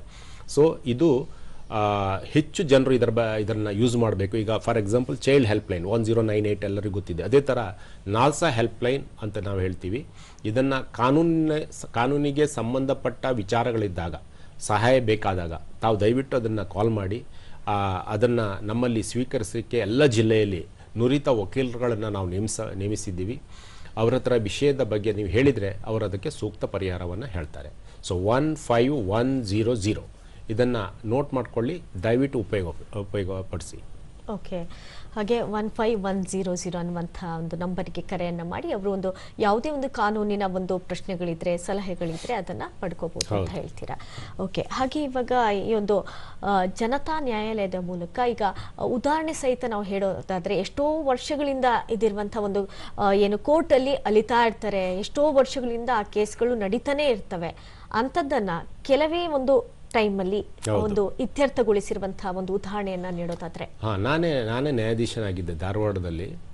ಒಂದು ಕೇಸ್ನಲ್ಲಿ ಗಂಡ ಒಂದು 64 ವರ್ಷ ಆಗಿತ್ತು, ಹೆಂಡತಿ 61 ವರ್ಷ, ಇಬ್ಬರು ರಿಟೈರ್ಡು, ಮಕ್ಕಳು ವೆಲ್ ಸೆಟಲ್ಡ್, ಫಾರಿನಲ್ಲಿದ್ದರು. 6 ವರ್ಷದಿಂದ ಕೋರ್ಟ್ನಲ್ಲಿದ್ದಾರೆ. ಮೇಂಟೆನೆನ್ಸ್ ಹೆಂಡತಿ ಗಂಡನ ವಿರುದ್ಧ ಜೀವನಾಂಶ ಕೋರಿ ಹಾಕಿದ ಅರ್ಜಿ ಇತ್ತು. ನಾನು ನೋಡಿದೆ, ಇಬ್ಬರು ವಯಸ್ಕರಿದ್ದಾರೆ, ಏನೋ ಕಷ್ಟದ ಪರಿಸ್ಥಿತಿಯಲ್ಲಿ ಇಬ್ಬರೂ ಇಲ್ಲ, ಮಕ್ಕಳು ತುಂಬ ಸೆಟಲ್ ಆಗಿದ್ದಾರೆ. ಸೊ ನಾನು ಅವ್ರನ್ನ ಚೇಂಬರಿಗೆ ಕರೆಸಿದೆ. ಚೇಂಬರಿಗೆ ಬಂದರು. ಅವರು ಬಂದಾಗ ನಾನು ಕಾಫಿ ಕೊಟ್ಟು ಅವ್ರ ಹತ್ರ ಮಾತಾಡಿದೆ. ನೋಡಮ್ಮ, ಹೀಗಿದೆ, ನಿಮ್ಮ ಮಕ್ಕಳು ವೆಲ್ ಸೆಟಲ್ಡ್ ಇದ್ದಾರೆ, ನೀವು ಈ ಒಂದು ಪ್ರಾಯದಲ್ಲಿ ನೀವೇ ಇದು ಮಾಡ್ಕೊಂಡಿರೋದು ಚೆನ್ನಾಗಾಗಲ್ಲ ಅಂತಲ್ಲೆಲ್ಲ ತುಂಬ ಹೊತ್ತು ಮಾತಾಡಿದ್ರು ಅವರು. ಸೊ ನಾವೊಂದು 10-15 ನಿಮಿಷ ಮಾತುಕತೆ ಆದ ನಂತರ ನಾನು ಹೇಳಿದೆ, 1 ವಾರ ಬಿಟ್ಟು ಬನ್ನಿ, ನಾನು ಇಡ್ತೀನಿ ಕೇಸ್ ನಡೆಸಬೇಕಂದ್ರೆ ಕೇಸ್ ನಡೆಸೋಣ, ನಂದೇನು ಅಭ್ಯಂತರ ಇಲ್ಲ. ಬಟ್ ನನ್ನ ಮನವಿ ಅಂತ ನಿಮ್ಮ ಮಕ್ಕಳ ದೃಷ್ಟಿಯಿಂದ ಮತ್ತು ನಿಮ್ಮ ಇಬ್ಬರ ಜೀವನ, ನೀವಿಬ್ಬರು ಈಗ ರಿಟೈರ್ ಆಗಿದ್ದೀರಿ, ಒಬ್ಬರ ಸಹಾಯ ಇನ್ನೊಬ್ಬರ ಸಹಕಾರ ಇನ್ನೊಬ್ಬರಿಗೆ ಬೇಕೇ ಬೇಕು. ಅದೇ ಸಂಸಾರ, ಅದಕ್ಕೋಸ್ಕರನೇ ಮದುವೆ, ಈ ಒಂದು ವ್ಯವಸ್ಥೆ ಇರೋದು ಅಂತೆಲ್ಲ ಅವರಿಗೆ ವಿವರಿಸಿ ಹೇಳಿದ ನಂತರ ಆಯಿತು ನಾವು ಬರ್ತೀವಿ ಅಂತಂದು ಹೋದರು. ಬಂದ ನಂತರ ನನಗೆ ಆಶ್ಚರ್ಯ ಆಯಿತು. 1 ವಾರದ ನಂತರ ಬಂದು ಅವರು ಅರ್ಜಿ ಹಾಕ್ತಾರೆ, ರಾಜಿ ಮಾಡ್ಕೊಳ್ತಾರೆ, ಇಬ್ಬರು ರಾಜಿ ಮಾಡ್ಕೊಂಡು ಕೇಸ್ ಕ್ಲೋಸ್ ಮಾಡ್ಕೊಂಡು ವಾಪಸ್ ಹೋಗ್ತಾರೆ. ಈ ಥರದ್ದು ತುಂಬ ಕೇಸ್ಗಳಿದ್ದಾವೆ. ತುಂಬ ವರ್ಷದಿಂದ ಕೋರ್ಟ್ನಲ್ಲಿ ಅಲ್ದಾಡಿ ಮೊನ್ನೆ ಒಂದು ಪ್ರಕರಣ ಸುಪ್ರೀಂ ಕೋರ್ಟ್ನಿಂದ ತಮಿಳ್ನಾಡಿನಲ್ಲಿರುವ ಒಂದು ಕೇಸು ಸುಪ್ರೀಂ ಕೋರ್ಟಿಗೆ ಹೋಗ್ತಾರೆ. ಅಲ್ಲಿ ಒಬ್ಬ ಪಕ್ಷದವರು ಕರ್ನಾಟಕದವರು, ಅಂದರೆ ಮಡಿಕೇರಿಯವರು. ಸೊ ಆ ಕೇಸು ಮಡಿಕೇರಿ ಕೊಡಗುಗೆ ಬರುತ್ತೆ. ಅಲ್ಲಿ ಬಂದು ಅದು ಕೇಸನ್ನು ಅಲ್ಲಿ ರಾಜಿ ಮಾಡ್ಕೊಳ್ತಾರೆ ಅವರು, ಗಂಡ ಹೆಂಡತಿ. ಇದೆ ಕೌಟುಂಬಿಕ ಭಿನ್ನಾಭಿಪ್ರಾಯದ್ದು ಅದಕ್ಕೆ ಸಂಬಂಧಪಟ್ಟ ಕೇಸುಗಳು ಇತ್ತು.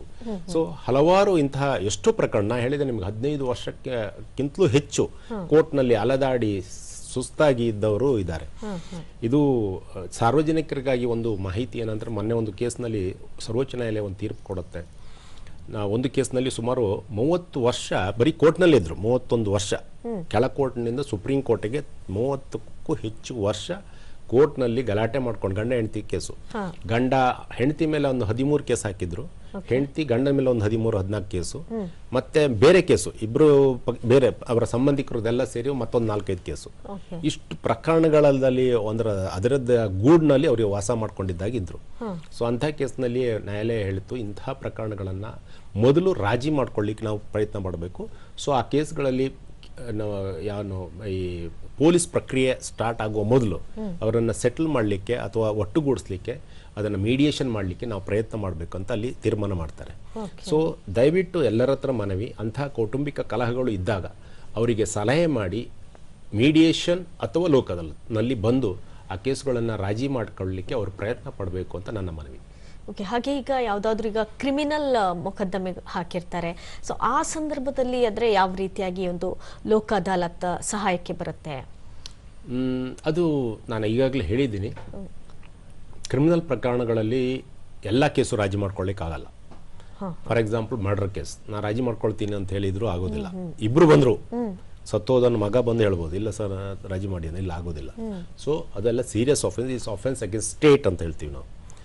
ಸಮಾಜದ ವಿರುದ್ಧ, ಸರ್ಕಾರದ ವಿರುದ್ಧ ಒಂದು ಅಪರಾಧ. ಅದು ಪರ್ಸನಲ್ ತಗೊಳ್ಳೋದಿಲ್ಲ.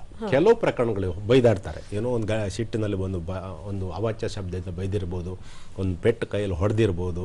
ಇಂಥ ಸಣ್ಣ ಪುಟ್ಟ ಕೇಸು ಅದನ್ನು ಕಂಪೌಂಡೇಬಲ್ ಅಫೆನ್ಸ್ ಅಂತ ಹೇಳ್ತೀವಿ, ರಾಜಿ ಮಾಡಿಕೊಳ್ಳಬಹುದಾದ ಪ್ರಕರಣಗಳು. ಅಂತಹ ಕ್ರಿಮಿನಲ್ ಪ್ರಕರಣಗಳನ್ನು ರಾಜಿ ಮಾಡ್ಕೊಳ್ಳಿ ಸಾಧ್ಯ ಇದೆ. ಅದೇ ಥರ ಕ್ರಿಮಿನಲಲ್ಲಿ ನಾ ಹೇಳಿದಾಗೆ 138 is best suitable case which we can settle in Lok Adalat. Cheque bounce ಕೇಸ್ಗಳು ಅಂತ ಹೇಳ್ತೀವಿ. ಬಹಳ ಪ್ರಕರಣಗಳು ಇದ್ದಾವೆ. 30% ಪ್ರಕರಣ ನಮ್ಮ ಕ್ರಿಮಿನಲ್ ಪ್ರಕರಣಗಳಲ್ಲಿ ಇರುವುದೇ ಚೆಕ್ ಬೌನ್ಸ್ ಕೇಸು. ಸೊ ದಯವಿಟ್ಟು ಅಂತಹ ಕೇಸುಗಳನ್ನು ಲೋಕ್ ಅದಾಲತ್ನಲ್ಲಿ ರಾಜಿ ಮಾಡ್ಕೊಳ್ಳಿಕ್ಕೆ ಹೆಚ್ಚಿನವರು ಇದರ ಬಗ್ಗೆ ಗಮನ ಹರಿಸಿ ರಾಜಿ ಮಾಡಿಕೊಂಡ್ರೆ ನಿಮ್ಗೆ ಅಲ್ಲಿ ಬಾರ್ಗೈನ್ ಮಾಡ್ಬೋದು. ಚೆಕ್ ಒಂದು 10 ಲಕ್ಷದ್ದು ಇರ್ಬೋದು, ಅಲ್ಲಿ ಅವ ಕೂತ್ಕೊಂಡಾಗ ಹೇಳ್ತಿರ್ಬೋದು, ಇಲ್ಲ ಸರ್ ನಾನೊಂದು 5-6 ಲಕ್ಷ ಕೊಡ್ತೀನಿ, ಅವ್ರು ಒಪ್ಕೊಂಡ್ರೆ ಅವ ಒಪ್ಕೊಳ್ಬೋದು. ಎಷ್ಟೋ ಕೇಸ್ ಆಗಿದೆ. ಸೊ ಆ ಥರ ಅಲ್ಲಿ ಹೋದಾಗ ರಾಜಿ ಆಗುವ ಸಾಧ್ಯತೆಗಳು ಜಾಸ್ತಿ ಇರ್ತದೆ. ಓಕೆ, ಹಾಗೆ ಈಗ ಕೆಲವೊಂದು ಪಂಚಾಯಿತಿಗಳಾಗಿರ್ಬೋದು ಅಥವಾ ವಿದ್ಯುತ್ ಮಂಡಳಿಗಳಾಗಿರ್ಬೋದು, ಪುರಸಭೆ ಆಗಿರ್ಬೋದು, ಹೀಗೆ ಈ ಎಲ್ಲ ಒಂದು ವಿಚಾರಗಳಲ್ಲಿ ನೋಡೋದಾದ್ರೆ ಈಗ ಯಾವ ರೀತಿಯಾಗಿ ನಾವು ಒಂದು ಲೋಕ್ ಅದಾಲತ್ಗೆ ಬರ್ಬೋದು ಅನ್ನುವಂಥದ್ದನ್ನ ತಿಳಿಸ್ಕೊಡಿ. ಕರೆಕ್ಟ್. ಇದು ಪಬ್ಲಿಕ್ ಯುಟಿಲಿಟಿ ಸರ್ವಿಸಸ್, ಇದು ಟೆಲಿಫೋನ್ ವ್ಯವಸ್ಥೆ ಅದ್ರ ಬಗ್ಗೆ ಪ್ರಕರಣ ಇರ್ಬೋದು, ಅಥವಾ ಎಲೆಕ್ಟ್ರಿಸಿಟಿ ಕನೆಕ್ಷನ್ ಬಗ್ಗೆ ಇರ್ಬೋದು, ವಾಟರ್ ಕನೆಕ್ಷನ್ ಇರ್ಬೋದು, ಸ್ಯಾನಿಟರಿ ಕನೆಕ್ಷನ್ ಇರ್ಬೋದು. ಇವೆಲ್ಲ ಪ್ರಕರಣಗಳು ಏನಿದ್ದಾವೆ ಇವೆಲ್ಲ best suitable for permanent Lok Adalat or in Lok Adalat. So ಅಂಥ ಕೇಸ್ ಇದ್ದಾಗ ನೀವು ಅರ್ಜಿ, ನಾ ಹೇಳಿದೆ ಆಗಲೇ, ಅರ್ಜಿಯನ್ನು ನಮ್ಮ ಜಿಲ್ಲಾ ಕಾನೂನು ಸೇವೆ ಪ್ರಾಧಿಕಾರಕ್ಕೆ ಕೊಟ್ಟರೆ ಅವರು ಆ ಸಂಬಂಧಪಟ್ಟ ಅಧಿಕಾರಿಗಳನ್ನು ಅಥವಾ ಇಲಾಖೆಗೆ ನೋಟಿಸನ್ನು ಕೊಟ್ಟು ಅವರನ್ನು ಕರೆಸಿ ಆ ಕೇಸನ್ನು ಅಲ್ಲಿ ರಾಜಿ ಮಾಡಲಿಕ್ಕೆ ಪ್ರಯತ್ನ ಮಾಡ್ತಾರೆ. ಓಕೆ, ಎಷ್ಟೋ ಕಡೆ ಸ್ಯಾನಿಟೇಷನ್ ಪ್ರಾಬ್ಲಮ್ ಇರ್ತವೆ, ಯಾರು ನೋಡೋದಿಲ್ಲ. ನಮ್ಗೆ ನಾವೇನು ಮಾಡೋದು, ನಮ್ಗೇನು ಮಾಡಲಿ, ಅವ್ರು ಮಾಡಲಿಲ್ಲ ಇವ್ರು ಮಾಡಲಿಲ್ಲ. ದಯವಿಟ್ಟು ಅರ್ಜಿ ಹಾಕಿ, ಇದು ನಿಮ್ಮ ರೈಟ್, ನಿಮಗಿರ್ತಕ್ಕಂಥ ಹಕ್ಕೋದು. ನಿಮ್ಮ ಒಂದು ಏನು ಪಂಚಾಯತ್ ಲೆವೆಲಲ್ಲಿ ಇರ್ಬೋದು, ಅಥವಾ ಹೋಬಳಿ ಲೆವೆಲಲ್ಲಿ ಇರ್ಬೋದು, ತಾಲೂಕ್ ಪಂಚಾಯತ್ ವ್ಯವಸ್ಥೆಯಲ್ಲಿ ಇರ್ಬೋದು, ಎಲ್ಲಿ ನಿಮ್ಮ ಅಥವಾ ಪಟ್ಟಣದಲ್ಲೇ ಇರ್ಬೋದು, ಎಲ್ಲಿಯಾದರೂ ಅಂತಹ ಕೊಳಚೆ ನೀರು ನಿಂತ್ಕೊಂಡಿರೋದು ಅದನ್ನ ಕ್ಲೀನ್ ಮಾಡೋದಿಲ್ಲ, ಅಥವಾ ಅಲ್ಲಿ ರಸ್ತೆ ಎಲ್ಲ ಕಂಪ್ಲೀಟ್ ಮುಚ್ಚಿ ಹೋಗಿರ್ತವೆ, ಹಾಳಾಗಿರ್ತವೆ, ಅದನ್ನ ಮಾಡೋದಿಲ್ಲ. ಸಂಬಂಧಪಟ್ಟ ಜಿಲ್ಲಾ ಪ್ರಾಧಿಕಾರಕ್ಕೆ ಹೋಗಿ ಒಂದು ಅರ್ಜಿ ಕೊಡಿ. ಇಲ್ಲ ನಿಮ್ಮಲ್ಲಿರುವ ಪರ್ಮನೆಂಟ್ ಲೋಕ್ ಅದಾಲತ್ ಅಲ್ಲಿಗೂ ಸಹ ಅರ್ಜಿ ಕೊಡ್ಬೋದು. ಅದು ಯಾವತ್ತು ಪ್ರತಿ ದಿವಸ ನಡೀತಾ ಇರುತ್ತೆ. ನಮ್ಮ ಲೋಕ್ ಅದಾಲತ್ ಒಂದು ವರ್ಷಕ್ಕೆ 4 ಸಲ ಅಂತ ಹೇಳಿದೆ. ಈ ಪರ್ಮನೆಂಟ್ ಲೋಕ್ ಅದಾಲತ್ ಪ್ರತಿದಿನ ಅದೇ ಕೆಲಸ ಇರುತ್ತೆ. ಸೊ ಅಂತ ಇದರಲ್ಲಿ ಹೋಗಿ ನೀವು ನಿಮ್ಮ ಒಂದು ಮನವಿಯನ್ನು ಕೊಟ್ಟು ನನಗೆ ಈ ಥರ ತೊಂದರೆ ಆಗ್ತಾ ಇದೆ ಅಂತ ಹೇಳಿದರೆ ಸಂಬಂಧಪಟ್ಟವರಿಗೆ ನೋಟಿಸ್ ಕೊಟ್ಟು ಅವರನ್ನು ಕರೆಸಿ ಅದನ್ನು ರಾಜಿ ಮಾಡ್ತಾರೆ. ಓಕೆ. ಹಾಗೆ ಈ ಒಂದು ಅವಾಗಲೇ ಹೇಳ್ತಾ ಇದ್ರಿ ಟ್ರಾಫಿಕ್ ಚಲನ್ ಪ್ರಕರಣಗಳಿಗೆ ಸಂಬಂಧಪಟ್ಟ ಹಾಗೆ ಎಷ್ಟು ಪರ್ಸೆಂಟ್ ಒಂದು ಏನು ರಿಯಾಯಿತಿಯನ್ನ ನೀಡಬೇಕು ಅಂತ ಸರ್ಕಾರ ಆದೇಶವನ್ನ ನೀಡಿದೆ. ಇದು ಕಳೆದ ಸಲ ಮಾಡಿದ್ದಾರೆ ಸರ್ಕಾರದವರು 2024ರಲ್ಲಿ ಟ್ರಾಫಿಕ್ ಚಲನ್ ಕೇಸ್ ಕೊಡುವಾಗ ಈ ಒಂದು ಕನ್ಸೆಷನ್ ನಾವು ಲೀಗಲ್ ಸರ್ವಿಸ್ ಅಥಾರಿಟಿ ಅವ್ರು ಕೇಳಿದಾಗ ಕೊಡಲಿಲ್ಲ ಅವರು, ಇಲ್ಲ ಅದು ಲಾಸ್ ಆಗುತ್ತೆ ಗೌರ್ಮೆಂಟಿಗೆ ಅಂತ. ಬಟ್ ಆ ವರ್ಷದಲ್ಲಿ ನಾವು ಸ್ಟ್ಯಾಟಿಸ್ಟಿಕ್ಸ್ ತೋರಿಸಿದೆ ನಾವು, ಅಲ್ಲಿ ಏನಾಗಿದೆ ಬರೀ 1,65,000 ಕೇಸು ಡಿಸ್ಪೋಸಲ್ ಆಗಿತ್ತು. ಸರ್ಕಾರಕ್ಕೆ ಬಂದ ಹಣ 32 ಕೋಟಿ ಇಡೀ 2024ರಲ್ಲಿ. ಅದೇ 25ರಲ್ಲಿ ಈಗ ಮೊನ್ನೆ ಅವರು ಸರ್ಕಾರದವರಿಗೆ ಅರ್ಥ ಆಗಿದೆ, ನಾವು ಹೇಳಿದ್ದೀವಿ ಪಾಪ, ಅವರು ಪರ್ಮಿಷನ್ ಕೊಟ್ಟರು. ಪರ್ಮಿಷನ್ ಕೊಟ್ಟ ನಂತರ ಒಂದೇ ದಿವಸ ನಾನು ಹೇಳಿದ್ದು ಅಂದರೆ 2 ವಾರ ನಮಗೆ ಟೈಮ್ ಕೊಟ್ಟಿದ್ದಾರೆ. ಅಂದರೆ 2 ವಾರದಲ್ಲಿ ಆ ಕನ್ಸೆಷನ್ ಕೊಟ್ಟಿದ್ರು ಅವರು. ಸೊ 13/9/25ರಂದು ನಮಗೆ ಒಟ್ಟು ಕೇಸು ರಾಜಿಯಾಗಿದ್ದು 53 ಲಕ್ಷ ಅಂದರೆ ಸೆಟ್ಲ್ ಆಗಿದ್ದು. 53 lakhs cases are settled and 144 crores were recovered. So it's a big ಇದು. ಈ ಸಲನೂ ನಾವು ಅದನ್ನು ಮಾಡ್ತೀವಿ. ಸೊ ಜನರು ದಯವಿಟ್ಟು ಟ್ರಾಫಿಕ್ ಚಲನ್ ಕೇಸ್ಗಳಿಗೆ ಸಂಬಂಧಪಟ್ಟ ಹಾಗೆ ಕೇಸುಗಳಿದ್ದರೆ ಮತ್ತು ಎಲ್ರಿಗೂ ಮಾಹಿತಿ ಕೊಡಿ. ನಾಡಿದ್ದು 12/12/25 ರಾತ್ರಿ 12 ಗಂಟೆವರೆಗೆ ನೀವು ಇದನ್ನು ಈ ಒಂದು ಕನ್ಸೆಷನ್ ತಗೊಳ್ಳಿಕ್ಕಿದೆ, ಆ ನಂತರ ಸಿಕ್ಕೋದಿಲ್ಲ. ಸೊ ಒಂದು ಒಳ್ಳೆಯ ಅವಕಾಶ ಇದೆ, ದಯವಿಟ್ಟು ಇದನ್ನು ಉಪಯೋಗಿಸ್ಕೊಳ್ಳಿ. ಓಕೆ. ಇಷ್ಟೊತ್ತು ಈ ಒಂದು ಕಾರ್ಯಕ್ರಮದ ಮೂಲಕ ಈ ಒಂದು ಜನತಾ ನ್ಯಾಯಾಲಯದ ಬಗ್ಗೆ ಸಾಕಷ್ಟು ಮಾಹಿತಿಗಳನ್ನು ನಮ್ಮ ವೀಕ್ಷಕರಿಗೆ ತಿಳಿಸಿಕೊಟ್ಟಿದ್ದಕ್ಕಾಗಿ ಧನ್ಯವಾದಗಳು. ನಮಸ್ತೆ, ಥ್ಯಾಂಕ್ ಯು. ನೋಡಿದ್ರಲ್ಲ ವೀಕ್ಷಕರೇ, ಈ ಒಂದು ಜನತಾ ನ್ಯಾಯಾಲಯ ಅನ್ನುವಂಥ ಒಂದು ವಿಚಾರವಾಗಿ ಇವತ್ತು ನಾವು ಮಾಹಿತಿಯನ್ನು ನಿಮಗೆ ತಿಳಿಸಿದ್ವಿ. ಹಾಗೆ ಮತ್ತೆ ನಾವು ಮುಂದಿನ ವಾರ ಭೇಟಿ ಮಾಡ್ತೀವಿ ಇನ್ನೊಂದು ವಿಷಯದೊಂದಿಗೆ. ಅಲ್ಲಿವರೆಗೆ ನೀವು ನೋಡ್ತಾ ಇರಿ ದೂರದರ್ಶನ ಚಂದನ ವಾಹಿನಿ. ನಮಸ್ಕಾರ.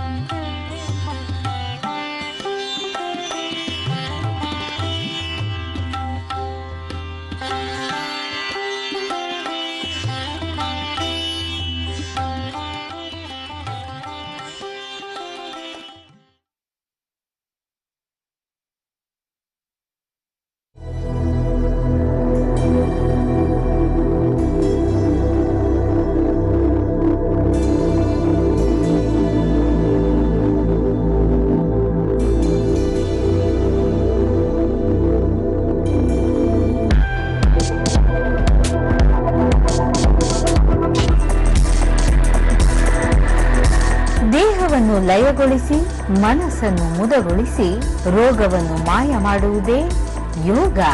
ಸಂಪೂರ್ಣ ಸ್ವಾಸ್ಥ್ಯಕ್ಕಾಗಿ ಯೋಗ ಪ್ರತಿದಿನ ಮುಂಜಾನೆ 7 ಗಂಟೆಗೆ. कहानी नहीं बदली, स्टाइल गया है बदल. जो कहानियां हम सुनते आए देखते आए, अब वही वैसी ही कहानी सुनाएगा digital. Download Waves OTT app now and watch for free.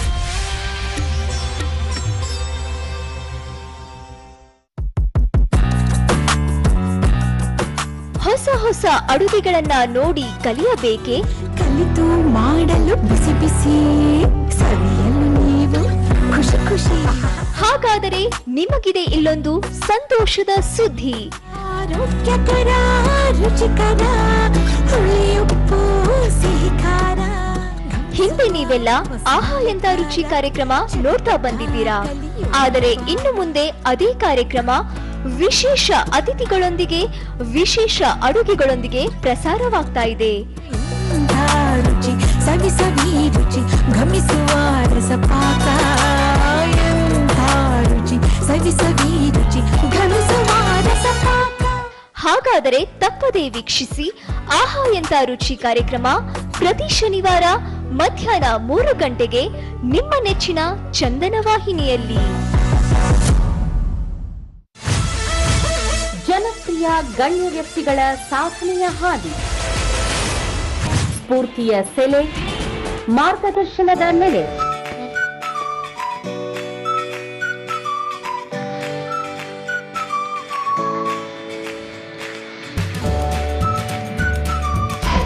ನಾಡಿನ ವಿವಿಧ ಕ್ಷೇತ್ರಗಳ ಸಾಧಕರ ಯಶೋಗಾಥೆ.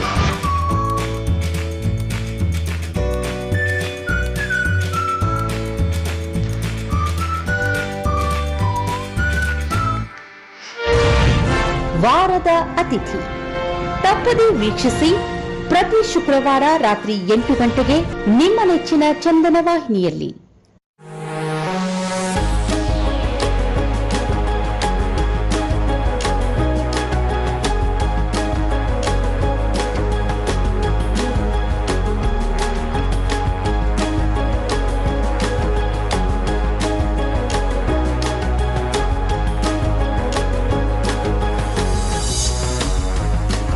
ಕಾನೂನು ಕಾರ್ಯಕ್ರಮ ಪ್ರತಿ ಶನಿವಾರ ಮಧ್ಯಾಹ್ನ 1:30ಕ್ಕೆ. एक जमाने से कहानी है सुना रही आकाशवाणी, फिर आया एंटरटेनमेंट का रेवोल्यूशन, जब कोने कोने पहुंचा दूरदर्शन. कहानी नहीं बदली, स्टाइल गया है बदल. जो कहानियां हम सुनते आए देखते आए, अब वही वैसी ही कहानी सुनाएगा digital. Download Waves OTT app now and watch for free.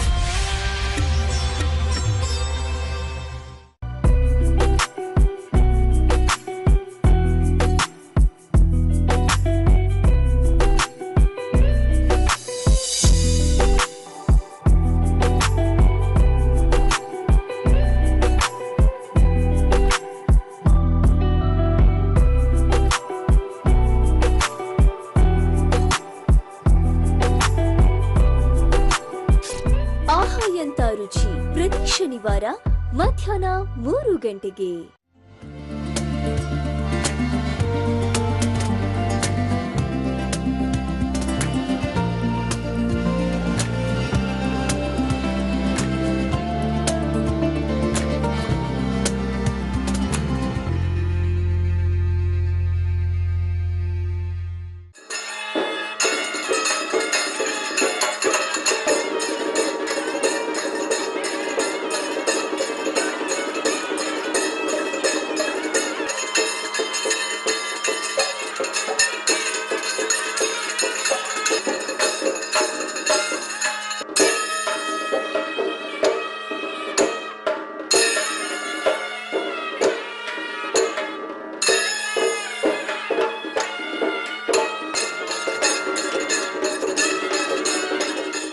ಜನಪದ ಕಾರ್ಯಕ್ರಮ ಪ್ರತಿ ಬುಧವಾರ ಬೆಳಗ್ಗೆ 10:30ಕ್ಕೆ. ತಪ್ಪದೇ ವೀಕ್ಷಿಸಿ ನಿಮ್ಮ ನೆಚ್ಚಿನ ಚಂದನ ವಾಹಿನಿಯಲ್ಲಿ. ನೇಗಿಲ ಯೋಗಿಗೊಂದು ವಿಭಿನ್ನ ಕಾರ್ಯಕ್ರಮ. ಕೃಷಿ, ತೋಟಗಾರಿಕೆ, ಪಶುಸಂಗೋಪನೆ,